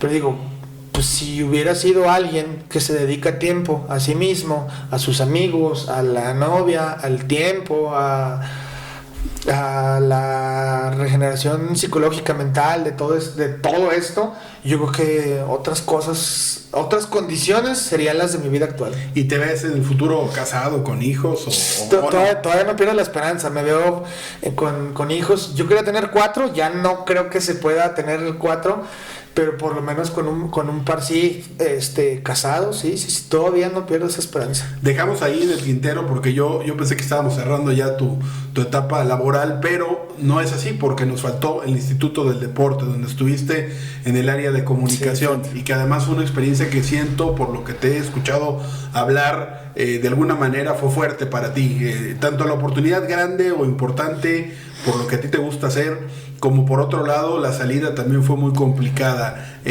Con tiempo ya transcurrido de ese momento, quizá lo veas desde otra perspectiva, ¿cómo sientes que fue en términos generales esa experiencia? Fue muy buena estar ahí porque era otra perspectiva, comunicacionalmente hablando, es otra perspectiva que el periodismo no tiene, que es estar desde la parte institucional, desde la parte donde se están generando las cosas y se reciben las críticas, pues tener una postura que ahora en la parte periodística puedes complementar para luego hacer un comentario de opinión con mucha más estructura y mucho más conocimiento. En esa parte, muy bien, eran otras experiencias, tenías ahora sí de primera mano a todos los deportistas que de alguna u otra manera pues tenían que estar para el instituto, que eran parte del Pero instituto. Pero ahí pasas de ser crítico a vocero del instituto. Sí. Esa parte a mí en lo particular me parece muy complicado de hacer. Sí, me costó. De hacer un periodismo objetivo, de hacer un periodismo crítico, a de repente ya no poder decir nada y que tu voz esté censurada porque tienes que hablar bien del lugar en el donde estás trabajando, porque esa es tu labor. ¿Eso no sientes tú que no sepulta la carrera de un periodista, pero sí puede ser que la dañe? ¿Tú no lo sentiste así? Al principio sí, y mucha gente me decía, usted ya perdió la objetividad. De hecho, le mando saludos. Yo sí te digo quién me dijo las cosas. Dulce María, la de la Asociación de Atletismo. Un día sí me dijo, usted ya perdió la objetividad. Y yo lo tomé como punto de reflexión de saber si era cierto que yo estaba perdiendo la objetividad. Simplemente es bien difícil adaptarse porque ahora Mira, Varón, lo que hay que tener en cuenta es que cuando ya eres institucional, ya no eres periodista y ya no eres crítico. Traes la formación, pero ya entonces hay que olvidar que ahora criticabas, ahora te tocaba defender. Claro, si ya no lo vuelves a hacer. Pero si después tienes que, por cosas de la vida, porque esos trabajos rara vez son eternos, y lo hemos visto aún con gente que dura muchos años ahí, después tienes que regresar a la faceta anterior.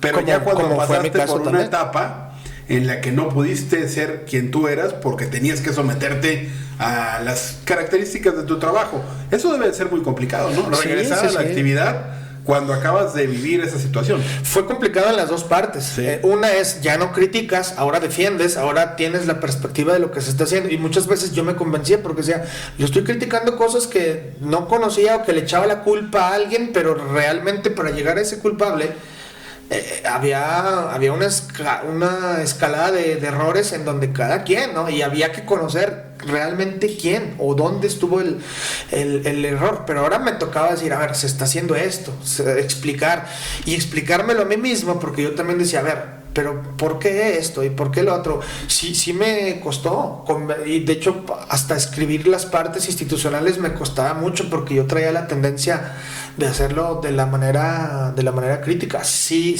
me costó hasta que yo mismo dije, a ver, ya no eres periodista, güey. Ya ahorita en esta parte sí tienes Coliseo, pero Coliseo ahorita ya nomás está sacando eventos, ya no es crítico. Claro, porque si criticas, después te van a decir, en tu propio medio nos estás criticando, ¿no? Ajá, entonces fue cuando... O hiciste de que lo vendías y en realidad tú... No, nunca como hice. A veces ha pasado en algunos casos. No, mira, de entrada me lo han solicitado como 3 veces. Les dije, el Coliseo no se vende porque es como si fuera mi hijo, o sea... Bueno, pero podrías usar como en el formato de algunas personas un prestanombre, digamos. Sí he tenido la oportunidad, bueno, más bien sí he tenido la idea de dejarle a alguien, si a mí me llegara una oportunidad así, de decirle, mira, pues vamos cambiándole un poquito el nombre, sobre todo para efectos del SAT, de cosas así, y yo te puedo decir, o yo puedo ir moviendo los hilos desde arriba, pero ya no directamente, ya no me voy a meter en cuestiones editoriales tan pesadas y cosas así, nada más te puedo decir cómo funciona. Pero ahorita por lo pronto no, o sea, ahorita sí estoy de lleno. Pero sí le cambié la perspectiva, dije, si soy funcionario, entonces mete fotitos, mete cosas y ya no te metas tan crítico porque en un momento te vas a encontrar solo. Entonces, hazte la idea de que no eres periodista, de que ya no eres periodista, porque yo hasta, ¿cuál es su ocupación? Y yo muchas veces todavía decía periodista cuando era funcionario, hasta que empecé a decir funcionario, y me olvidé, y el Coliseo se quedó sin criticar mucho tiempo. Cuando salgo, me costó mucho volver a criticar sobre todo al instituto. Es más, creo que no lo he podido hacer de lleno. El único que critico es al director, a Javier, porque básicamente él me corrió y yo le dije, voy a ser tu peor crítico, así como todas las cosas que ¿Pero me porque dijiste. te corrió o porque consideras que su labor no ha sido buena? Yo creo que se juntaron. Porque luego pasa mucho eso, sí. Tú traes ahí un tema a lo mejor personal, no, donde mucha te dolió gente, lo que hizo y empiezas a hacer una campaña en contra del directivo. Y a lo mejor el directivo no hace tan malas cosas, pero tú traes la molestia de lo que pasó. ¿Qué tanto crees tú que lo ha hecho mal? ¿Y qué tanto es que tú traes alguna situación previa? O sea, ¿cómo puedes separar tu juicio si vienes de algo que él quizá hizo y que te terminó afectando, ¿no? Mira, de entrada, sí tienes razón totalmente en ello y mucha gente también me lo ha dicho. Ahí lo deja en los comentarios de Coliseo y nunca los borro, O sea, la autocrítica para mí es parte de ella, aunque digan, pinche medio, gente, culero, ¿no? Ahí está el comentario y quien quiera seguir opinando, ahí está, para que vean que no lo borramos. Es cierto esa parte, yo no he hecho campaña con él, sí le dije, voy a ser el peor crítico con tu trabajo, pero yo no estoy sobre él. Si te fijas, de repente cuando sale algo y si tengo los puntos o si le investigo algo, que yo sé, por ejemplo, lo del gimnasio que se estuvo 1 año, cosas así, cuando hizo sus declaraciones de que no se sabe ni el nombre de sus deportistas, lo de las canchas de fútbol, que tampoco dice que le mete, no le mete, ni siquiera sabe que ese recurso estaba para las canchas, lo que se invirtió en el gimnasio, o sea, desconoce muchas cosas. ¿Le reconocerías algo o ya llega a un nivel de animadversión que... No, es mira. que suele ocurrir? Sí, no, bueno, es que también yo, por ejemplo, le reconocí cuando sacó el proyecto Mineras de Zacatecas Básquetbol. Eso sí se lo reconocí, le dije, qué chido que los mineros tengan ahora sus mineras y ojalá se pueda mantener y también lo he reconocido públicamente. Sin embargo, se metió en broncas de que pues no les ha pagado, no sabemos si vaya a haber mineras ahora, pero eso sí se lo reconocí. Cuando él declaró que quería traer un equipo de voleibol profesional, como lo hay pues básquetbol y fútbol, también le reconocí que era una muy buena idea. Ahora que fue el ¿cómo se llama? El homenaje a la Pirris que falleció, sí tuvo mucho que ver. El instituto a mí me pareció un homenaje muy emotivo, la verdad de las cosas. Si él tuvo que ver, se lo reconozco. ¿Lo consideras el peor directivo en la historia del deporte de Zacatecas? De los que yo conozco, sí. Sí, de los que yo conozco, sí. Porque yo confiaba en él, también eso sí lo tengo que decir. Cuando yo trabajaba con él y todo eso. Sin embargo, cuando yo empiezo a ver ahí que desconoce muchas cosas y luego que empieza con ciertas mentiras, sobre todo principalmente conmigo, que son de las que me doy cuenta, y cuando yo espero algo de él acá y me la está dejando fácil porque no hace nada por enderezar este barco que es el deporte zacatecano, porque lo critican y simplemente quiere salir a defenderse y ni siquiera puede ni verbalmente, menos con argumentos, pues la verdad es que sí me terminé por convencer. Yo sabía que decirle voy a ser tu principal crítico iba a ser difícil si él hacía las cosas bien, pero la verdad es que se ha puesto de pechito y entonces pareciera que yo estoy contra él, pero bueno, pues ahí tienes a alguien que era su aliado, que era en algún momento NTR, que no lo criticaba, que lo invitaba a sus programas y que ahorita también lo trae de bajada. ¿Tú crees que el Instituto del Deporte es una agencia de colocación, una cueva de ladrones? Cueva de ladrones, no sé. Agencia de colocación, pues sí. En tu experiencia, el tiempo que estuviste ahí. Sí. Sobre todo de esta administración en adelante. O sea, esta administración. De las demás, no sé quién haya colocado y cómo es a muchas de las personas que están ahí. Hay muchos perfiles que para mí son muy rescatables, pero sí han colocado a gente, sobre todo ahorita en el departamento de comunicación. Si yo quito a Yair Villalpando y quito a Lalo González, pues ahí cuando nos quitaron a nosotros, metieron a gente sin el perfil, sin los conocimientos, sin la experiencia y que además de todas maneras no hicieron nada y ahí siguen. ¿Crees que hay mucho aviador en base al tiempo que estuviste en el instituto? ¿Te tocó ver gente sin hacer nada? Pues gente congelada. ¿Crees que tiene futuro el deporte de Zacatecas con esa organización como está? No, es que aquí mientras sigamos percibiendo que si yo sé que tú tienes aptitudes para cierto perfil, pero si sé que eres de un equipo político, no te puedo correr, pero eres de un equipo político contrario y te necesito mejor sentado ahí sin hacer nada, en lugar de aprovechar tus cualidades, como ahí hay muchos casos, pues entonces no se va a avanzar porque se está desperdiciando dinero. Digo, qué bien por ti que te acostumbraste y que estás haciendo, ganando dinero sin hacer nada, pero por ejemplo a mí, cuando me congelaron sin hacer nada, lo que me costaba no hacer nada. O sea, en algún momento yo ya no quería estar ni vivo, José Manuel, nomás por estar congelado, te lo juro. Pasé lo peor de la vida los primeros días congelados. Me costó adaptarme, me costó yo salirme de esa misma depresión, de esas traiciones que yo tuve ahí en el instituto, porque no nomás fue por parte de él directamente. Digo, él me corrió, pero había gente que me trataba mal ahí en el instituto y toda esa mierda, yo tenía 2 oficinas y para terminar arrinconado en una, algo más de 2 meses fue de lo peor que yo he vivido, y sobre todo cuando yo pedía respuestas y no me daban la cara, o me daban adentro 1000 versiones y afuera otras 1000 versiones. Eso a mí me costó mucho. Por eso dije, sí, pues ahora que estoy de este otro lado, vamos a ser muy críticos del trabajo que están haciendo. No me voy a meter en cuestiones personales, pero vamos a ser muy críticos con el trabajo, porque cuando yo te pedí la oportunidad de que me descongelaras, que yo estaba haciendo mi trabajo bien, tú me ponías de barrera discursos de que tú no me veías comprometido. Pues ¿cómo me vas a ver comprometido si me tienes al borde de la pinche vida y la muerte ahí, pensando mamadas. Pues sí. La ociosidad es la madre de todos los vicios. No, y sí. Y ahora que ha pasado el tiempo, que quizá esto te permitió explorar otras opciones, otras posibilidades con tu empresa, el trabajo en una dependencia de gobierno es ir 8 horas y es tener tu quincena segura y es tener tu aguinaldo y tus beneficios. Y acá, bueno, sabemos que combinas algunas otras actividades, pero sí, el que tú decidas, el que tú tomes las riendas de tu control, pero donde no hay ese tipo de beneficios. ¿A ti qué te gustaría, Julio, en adelante? ¿Regresar a lo que tenías en el instituto o seguir por este camino? Esa ha sido una dualidad que pienso muchas veces y todavía no le encuentro ganador. Me gusta mucho hacer esto.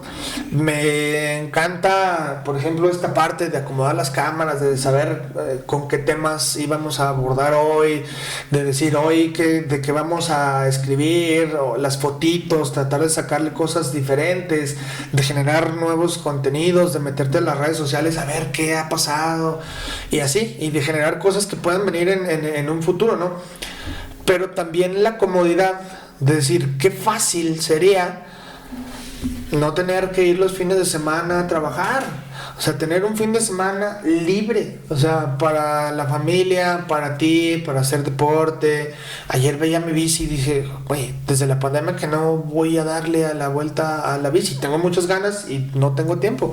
Entonces, encontrar esas dos, todavía no he encontrado un ganador, pero realmente pienso, porque mira, pues la verdad de las cosas es que estando por ejemplo en TV UAS, yo le veo mucho más futuro del que en algún momento yo me veía en Incufides, porque en Incufides pues sabes de que te ponen y te quitan, pero es chingarles los fines de semana. Y acá, digo, cuando yo llegue en alguna edad en la que ahora sí venga un retiro, yo sí quisiera estar muy a gusto. O sea, los últimos años de productividad también los quisiera tener como muy a gusto con mis horarios.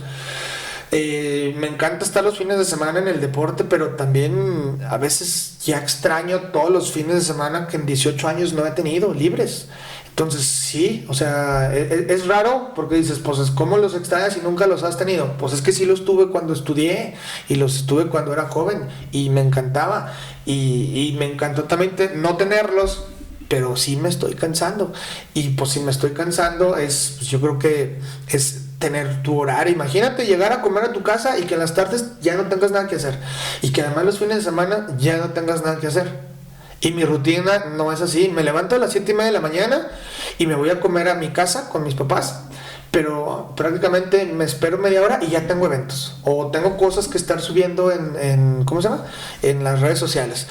Y luego como a las 9 me pongo a cenar y digo, le voy a dar lo que ya pendientes para el día siguiente, le voy a dar hasta que me den las 12. Imagínate, yo mismo me estoy diciendo que le voy a dar hasta que me den las 12. Y a veces son las 12, por ejemplo, ayer son las 12:30 y no he acabado y digo, pero si lo dejo mañana no me va a alcanzar el tiempo, entonces déjale, doy hasta acabar por lo menos esto, y terminas a la 1:30 de la mañana. Al día siguiente otra vez 7:30 de la mañana y así se vuelve. Y el fin de semana, imagínate, de cuando hay transmisiones, de cuando hay eventos, y editar fotos y luego video y luego subir a redes sociales y luego compartir los reels, o sea, generarle contenido extra a las redes sociales. Pero en ese tiempo ya surgió una nota y ya surgió un evento y se complicó algo y en el trabajo y una cámara no, cosas así, ¿no? La compu ya se puso lenta y entonces algo que te va a llevar 15 minutos te lleva 45 sentado. Ese tipo de cosas sí te cansan. Definitivamente. Julio, siempre que yo te he visto traes una chamarra de las Chivas o una camisa de las Chivas o una gorra de las Chivas. ¿Por qué Guadalajara?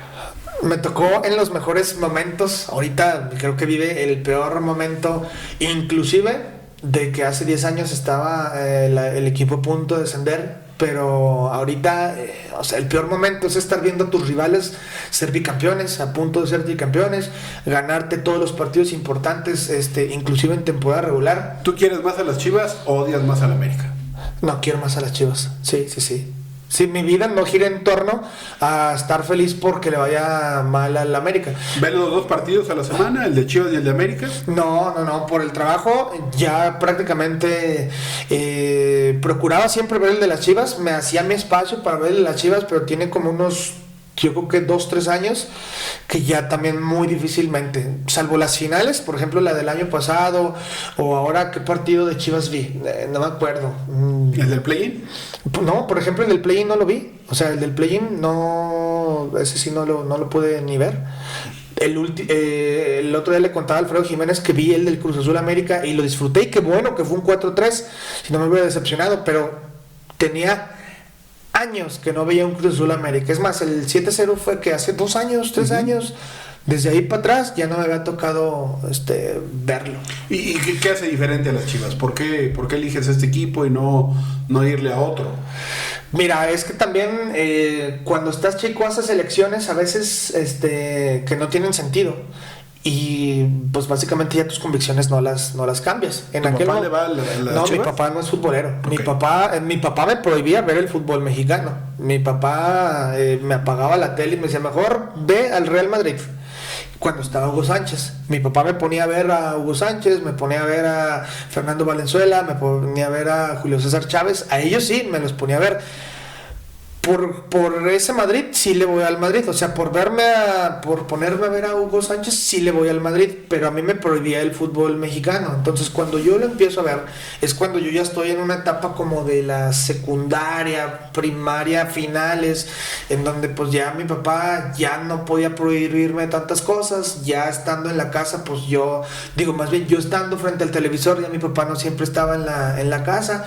Entonces empiezo a ver pues esas Chivas que sí le ganaban prácticamente a todos. Esas las Chivas. De Ramón, las de Coyote, Sí. la del Tuca Ferretti. Esas, las del como 2-3 años antes de ser campeones en el 97. Esas Chivas de torneos largos, que hacían muy buenos partidos con Misael Espinosa, que jugaban realmente bien, que remontaban clásicos. Las llamadas Super Chivas. Las llamadas Super Chivas, sí, cuando sale esa canción ya esas de Nacho Vázquez, esas Chivas, me gustaba mucho cómo jugaban. Muchos de mis amigos con los que yo jugaba fútbol le iban a las Chivas, y me parece que también ese arraigo fue el que hizo que yo ya no cambiara mis convicciones, porque muy pronto me tocó verlos ser campeones. ¿Tu máximo ídolo del fútbol? Cristiano Ronaldo. ¿Por qué? Bueno, ¿sabes qué? Roberto Carlos, yo creo que sería ahorita como el top, mi inspiración, porque yo siento que yo juego como él. Entonces yo creo que hubo como un clic de decir, mira, yo me identifico como él. Obviamente guardando proporciones, ¿verdad? Pero soy un lateral. Me imagino que sí. Sí, soy un lateral. Sí. Él es pentacampeón del mundo. Izquierdo, que le pega fuerte a la pelota, que le gusta mucho más atacar que defender, pero que tiene mucha visión, que tiene liderazgo, que tiene gol. Yo fui un jugador así. Entonces él fue totalmente mi inspiración. Sin embargo, Cristiano Ronaldo tiene lo que yo muchas veces también he visto en lo que deben tener las personas, no nomás en el deporte: esa convicción de ir por el primer lugar, de esforzarte, tengas las cualidades o no. Estoy seguro que él las tiene. Muchos dicen que no las tienen, pero alguien que no las tiene, por más que trabajes, vas a tener un límite. Necesitas traer muchas cualidades natas para convertirte en el mejor, o estar a la altura del mejor. Yo reconozco al mejor jugador, a Lionel Messi, pero él no es mi ídolo. ¿Sí crees que es mejor jugador Messi que Cristiano? Sí, creo que es mejor jugador, que tiene muchas más condiciones, pero las características que ha desarrollado Cristiano Ronaldo se me hacen a veces muy superlativas a lo que tiene Lionel Messi, sobre todo en la mentalidad. Los dos tienen récords equiparables a lo mejor del mundo, porque pues al mejor del mundo, bueno, pues ahí está, pero equiparables a lo mejor del mundo las tienen las dos. ¿Y por qué uno que sí es mejor él las tiene? Y entonces el otro, ¿cómo las consiguió? Con trabajo, con no rendirse, con viendo, si tú quieres, a Lionel Messi como su principal competencia o no, o viéndose él como su principal adversario, pero trabajando por.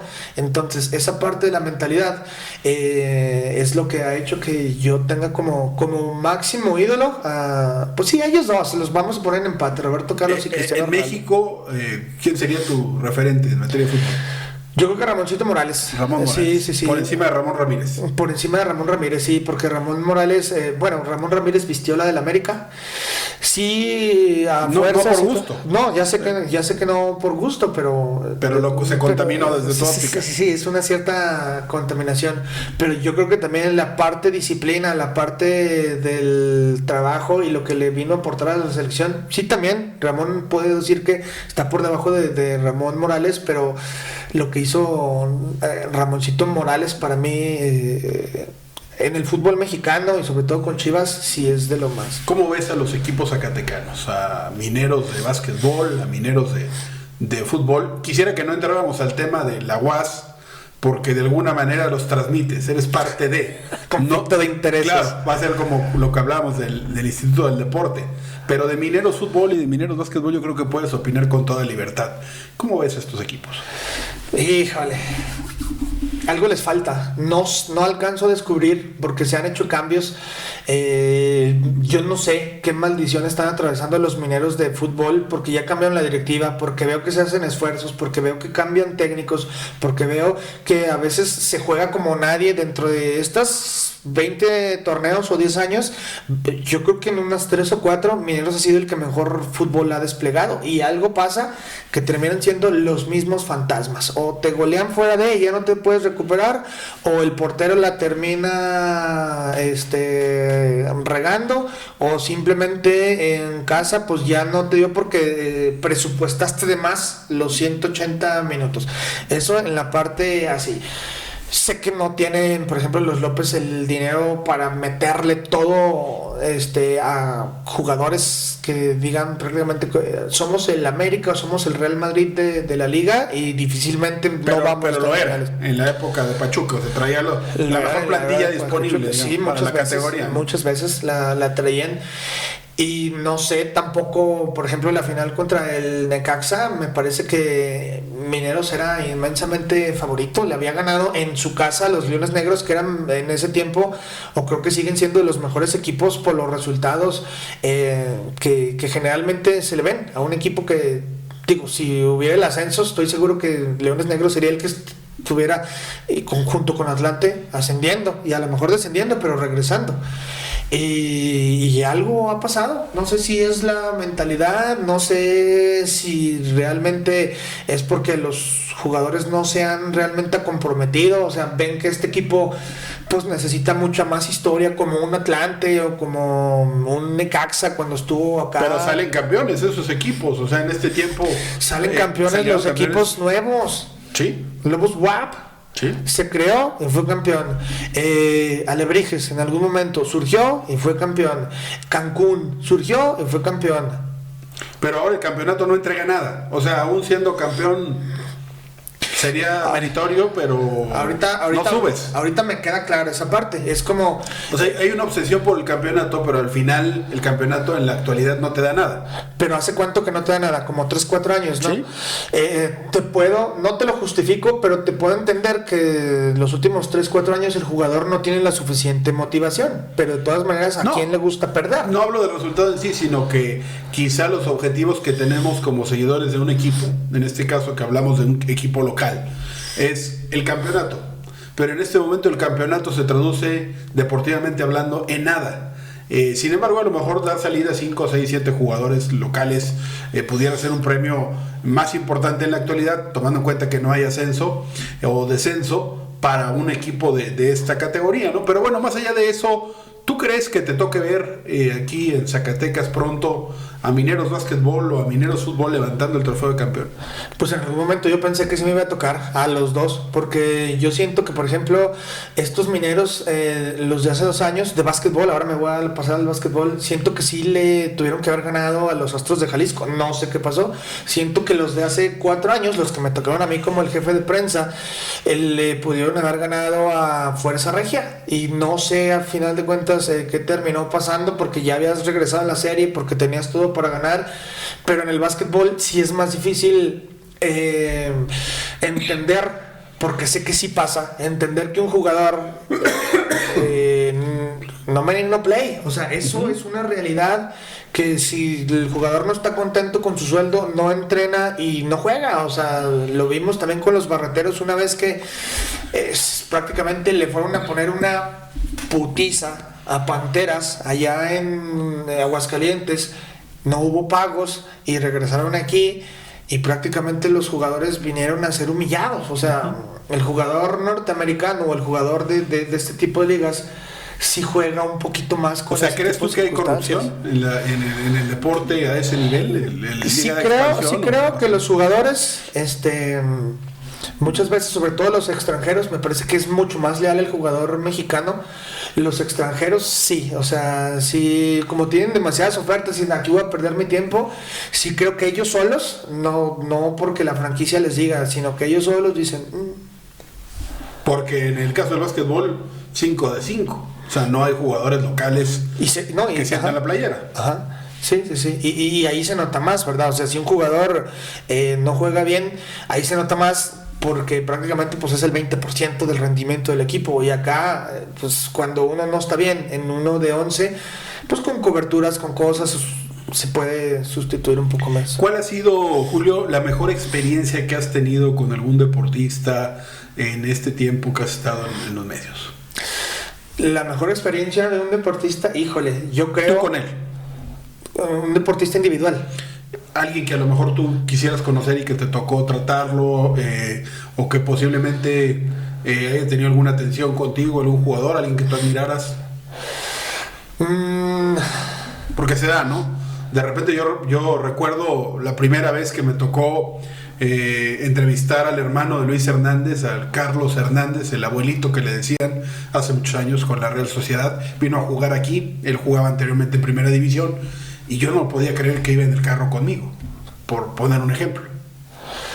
Es que no sé si yo he tenido esas experiencias así, porque sabes de que yo hasta hace algún tiempo yo marcaba mucho mi distancia yo soy el entrevistador o tú eres mi fuente. Aquí no generamos como unos lazos. ¿No te has ido de fiesta nunca con algún jugador?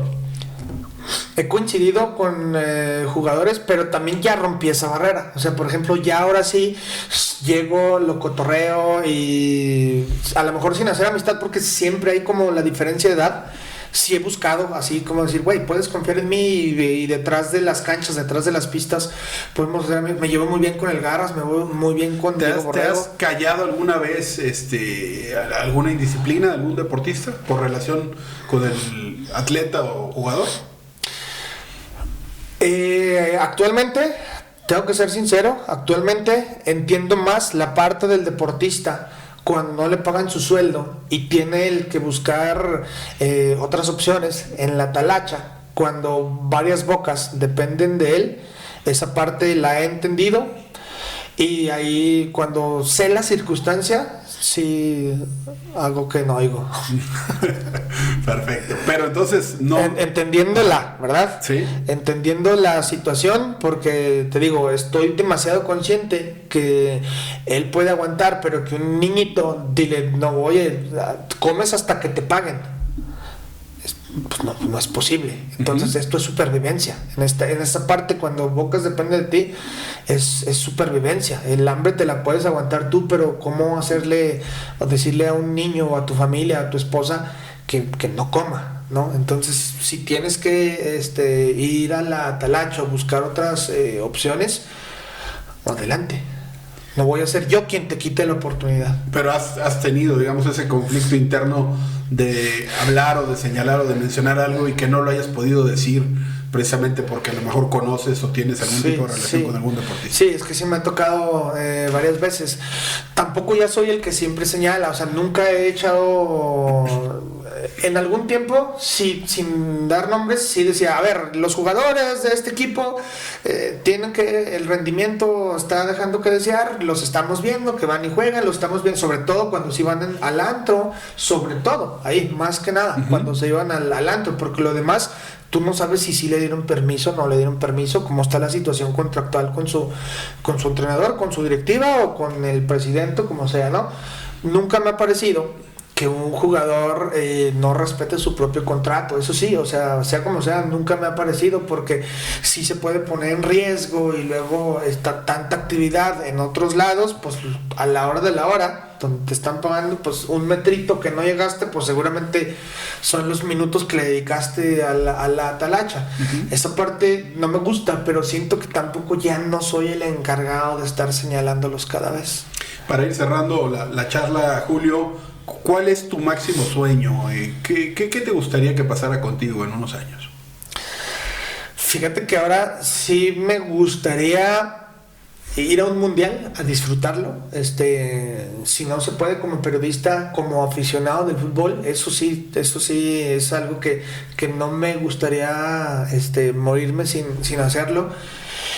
Y que las personas pudieran reconocer que en algún momento de la vida, cuando yo ya me retire, me hicieran saber, pero que así haya sido también, que yo puse un granito de arena en el periodismo deportivo para cambiar algo. O sea, no sé si la manera de hacer el periodismo, o que yo haya en alguna nota, en alguna crítica, cambiado la situación de un deportista o de un equipo o de alguna beca o de alguna situación que estuviera mal, y que dijeran gracias a que este cabrón no se rindió, a que tuvo siempre los huevos de decir las cosas, de señalar a la gente y de que no le tuviera miedo a las represalias, se pudo lograr esto. Eso ¿te ves en el Salón de la Fama junto a Galindo y al perro aguayo? No puedo, porque el Salón de la Fama dice que tiene que ser zacatecano de nacimiento. Sí, en algún momento. Bueno, las reglas están para cambiarse, Julio.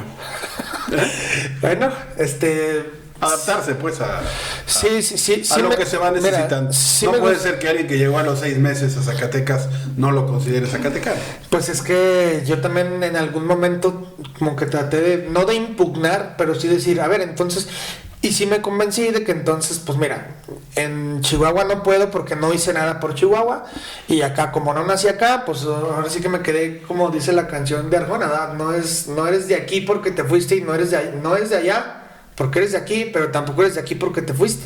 Entonces, ¿a qué le tienes miedo, Julio? A estar sin mis papás, o a quedarme solo en la vida. Y eso. Estoy consciente de que en algún momento voy a estar sin mis papás. Estoy listo para saber que nunca voy a estar listo. Porque muchas veces me metí en conflictos de decir, chin, es que necesito estar preparado para que un día mis papás no se vayan y a mí que no se me vaya el mundo encima. Sé que no va a pasar eso. Sé que el día que mis papás se vayan, se te tiene que venir el mundo encima y hay que sufrirlo. Pero ahora estoy listo para saber que no voy a estar listo, y estoy en paz con eso. Pero a quedarme solo en la vida, sí, no me gustaría. Eso sí le tengo miedo, porque muchas veces... ¿Has visto la película de Green Mile? No. De la Milla Verde. Claro. ¿Te acuerdas que Tom Hanks se queda al último solo, hasta el ratoncito se termina muriendo? Y él vio enterrar a todos. Yo he tenido muchos pasajes pensando que a mí me va a tocar enterrar como a mucha gente, como que a veces siento que yo aquí no es que vaya a ser eterno, pero sí siento que voy a ser como de los ultimísimos. Y si en algún punto yo estoy solo y ya no va a tener ni siquiera quien pueda ver por mí porque no tengo descendencia, eso sí me da miedo. Julio, ¿hay algo que no te haya preguntado que te hubiera gustado que te preguntara? No sé, quizás ahondar en mi salida de Incufides, pero puede ser en otros espacios, o si quieres acá que te la cuente, pues no sé. Si lo tienes guardado. Y mira, no es porque yo quisiera que me lo preguntaras, pero sí es uno de los temas que yo dije, este tema va a salir porque va a salir, ¿no?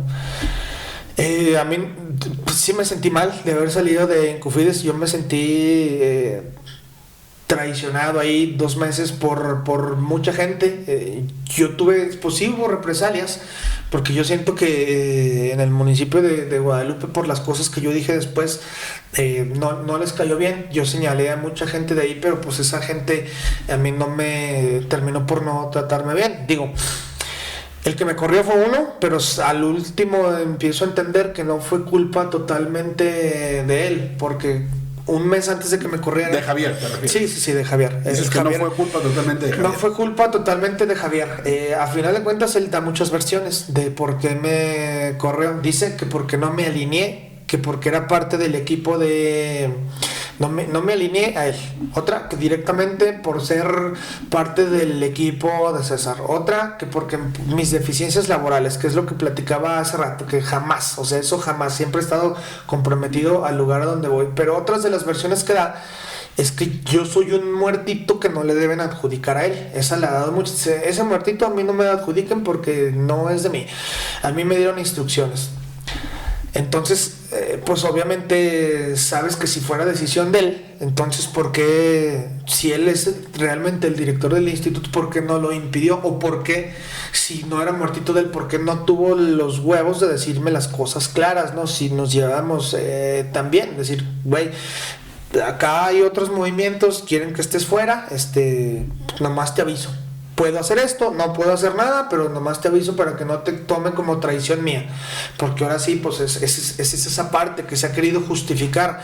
No ha tenido los huevos de hablarme, de contestar una de mis críticas, de sostenerme la mirada cuando le pregunto en entrevistas, de cosas así, y sé que no los va a tener por el orgullo de que él sabe que hizo lo mismo cuando yo lo iba a ver a la oficina y él ya no me recibía. Entonces por eso mismo sé que no los va a tener, pero sí sé que por ejemplo se pudieron haber impedido las cosas porque mi César un mes antes él me avisó, ya te quieren correr, vamos a ver dónde te podemos acomodar. Y no me terminaron por acomodar en ningún lado. De hecho, te digo, terminé con las puertas muy cerradas en el municipio de Guadalupe. No lo entiendo a ciencia cierta. ¿Por qué? Porque de quien yo me quejé, primero de quien me corrió, y segundo de quien sí me trató a diestra y siniestra muy mal, que fue el contador de Alba, el que era el contador del Incufides. Yo no lo conocía y desde el día 1 hasta mi último día a mí me trató mal en el instituto, me gritaba, me ninguneaba, me echaba culpas de cosas que no tenían nada que ver, me hostigó en mis vacaciones, un día hasta en las mismas vacaciones, como que él solo se dio cuenta y se me dijo, perdóname, no me debía haber portado así, estás en tus vacaciones y total, pero después pasaron las vacaciones y siguió tratándome igual, entonces a él sí. Pero yo tuve problemas, yo me llevaba muy bien con Toño Romero, me llevaba muy bien con Cruz, sin embargo fueron personas pues que también por estas instrucciones y que no eran de Javier porque comenzaron a pasar un poquito desde con la maestra Albina, bueno, Toño sí tampoco a veces no me trataba muy bien y Cruzito nunca me trató mal. Pero Cruzito sí me cerró las puertas prácticamente de su oficina cuando trabajábamos muy en contacto, entonces para estar yo congelado, cuando yo necesitaba interactuar naturalmente con su oficina, ya no veía yo la respuesta para acá, ¿no? Entonces eso me dolió, porque pese a que fueran instrucciones que ellos tenían, pueden ser las personas claras, decir, oye, está pasando esto, no es mío, está pasando esto.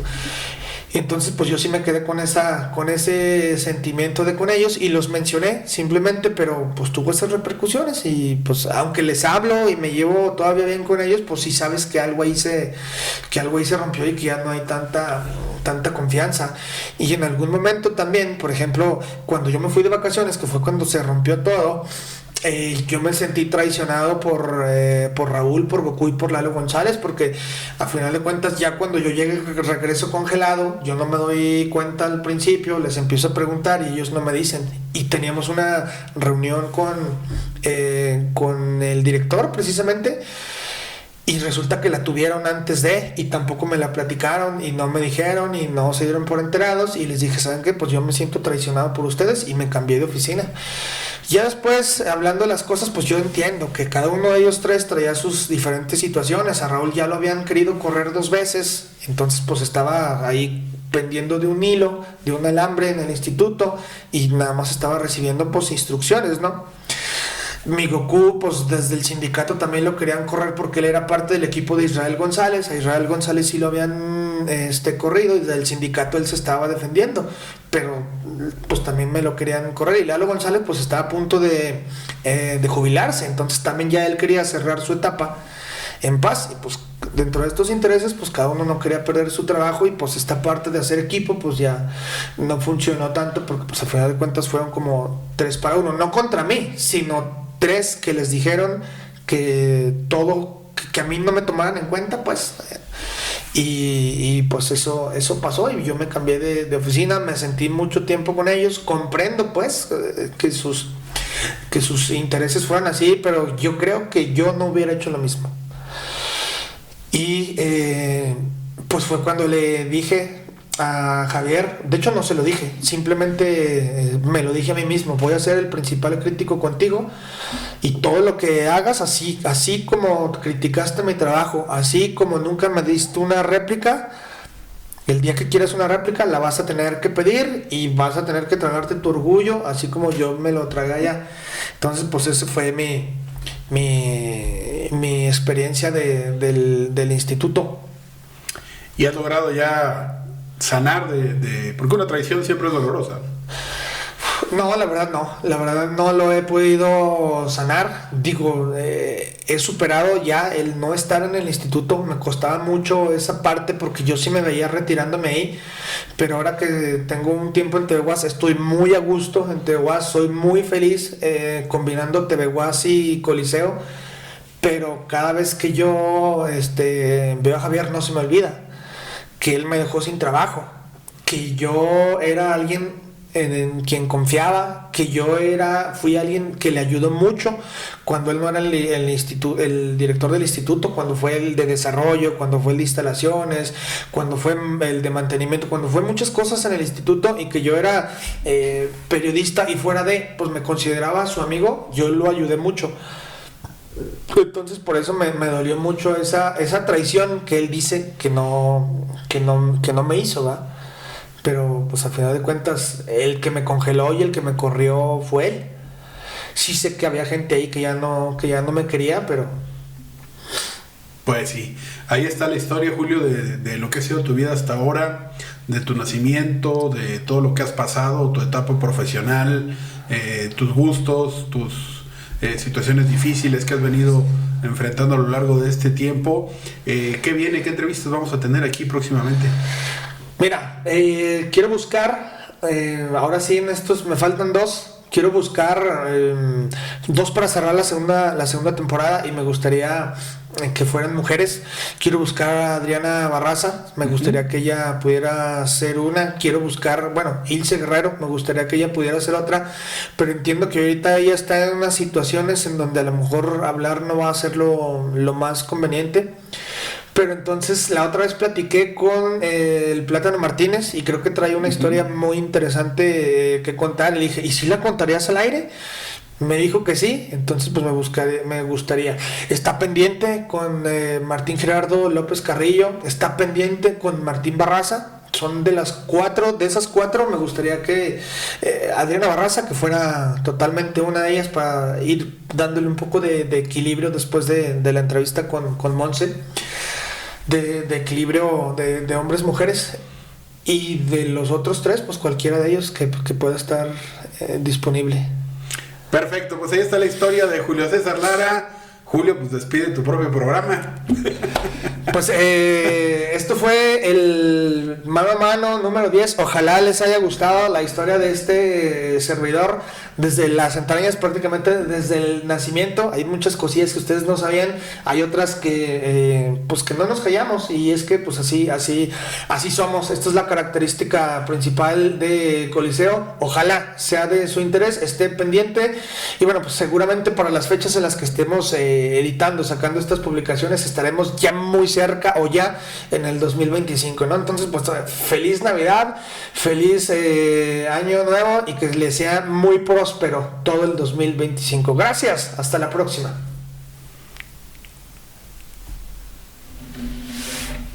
Listo, Julio.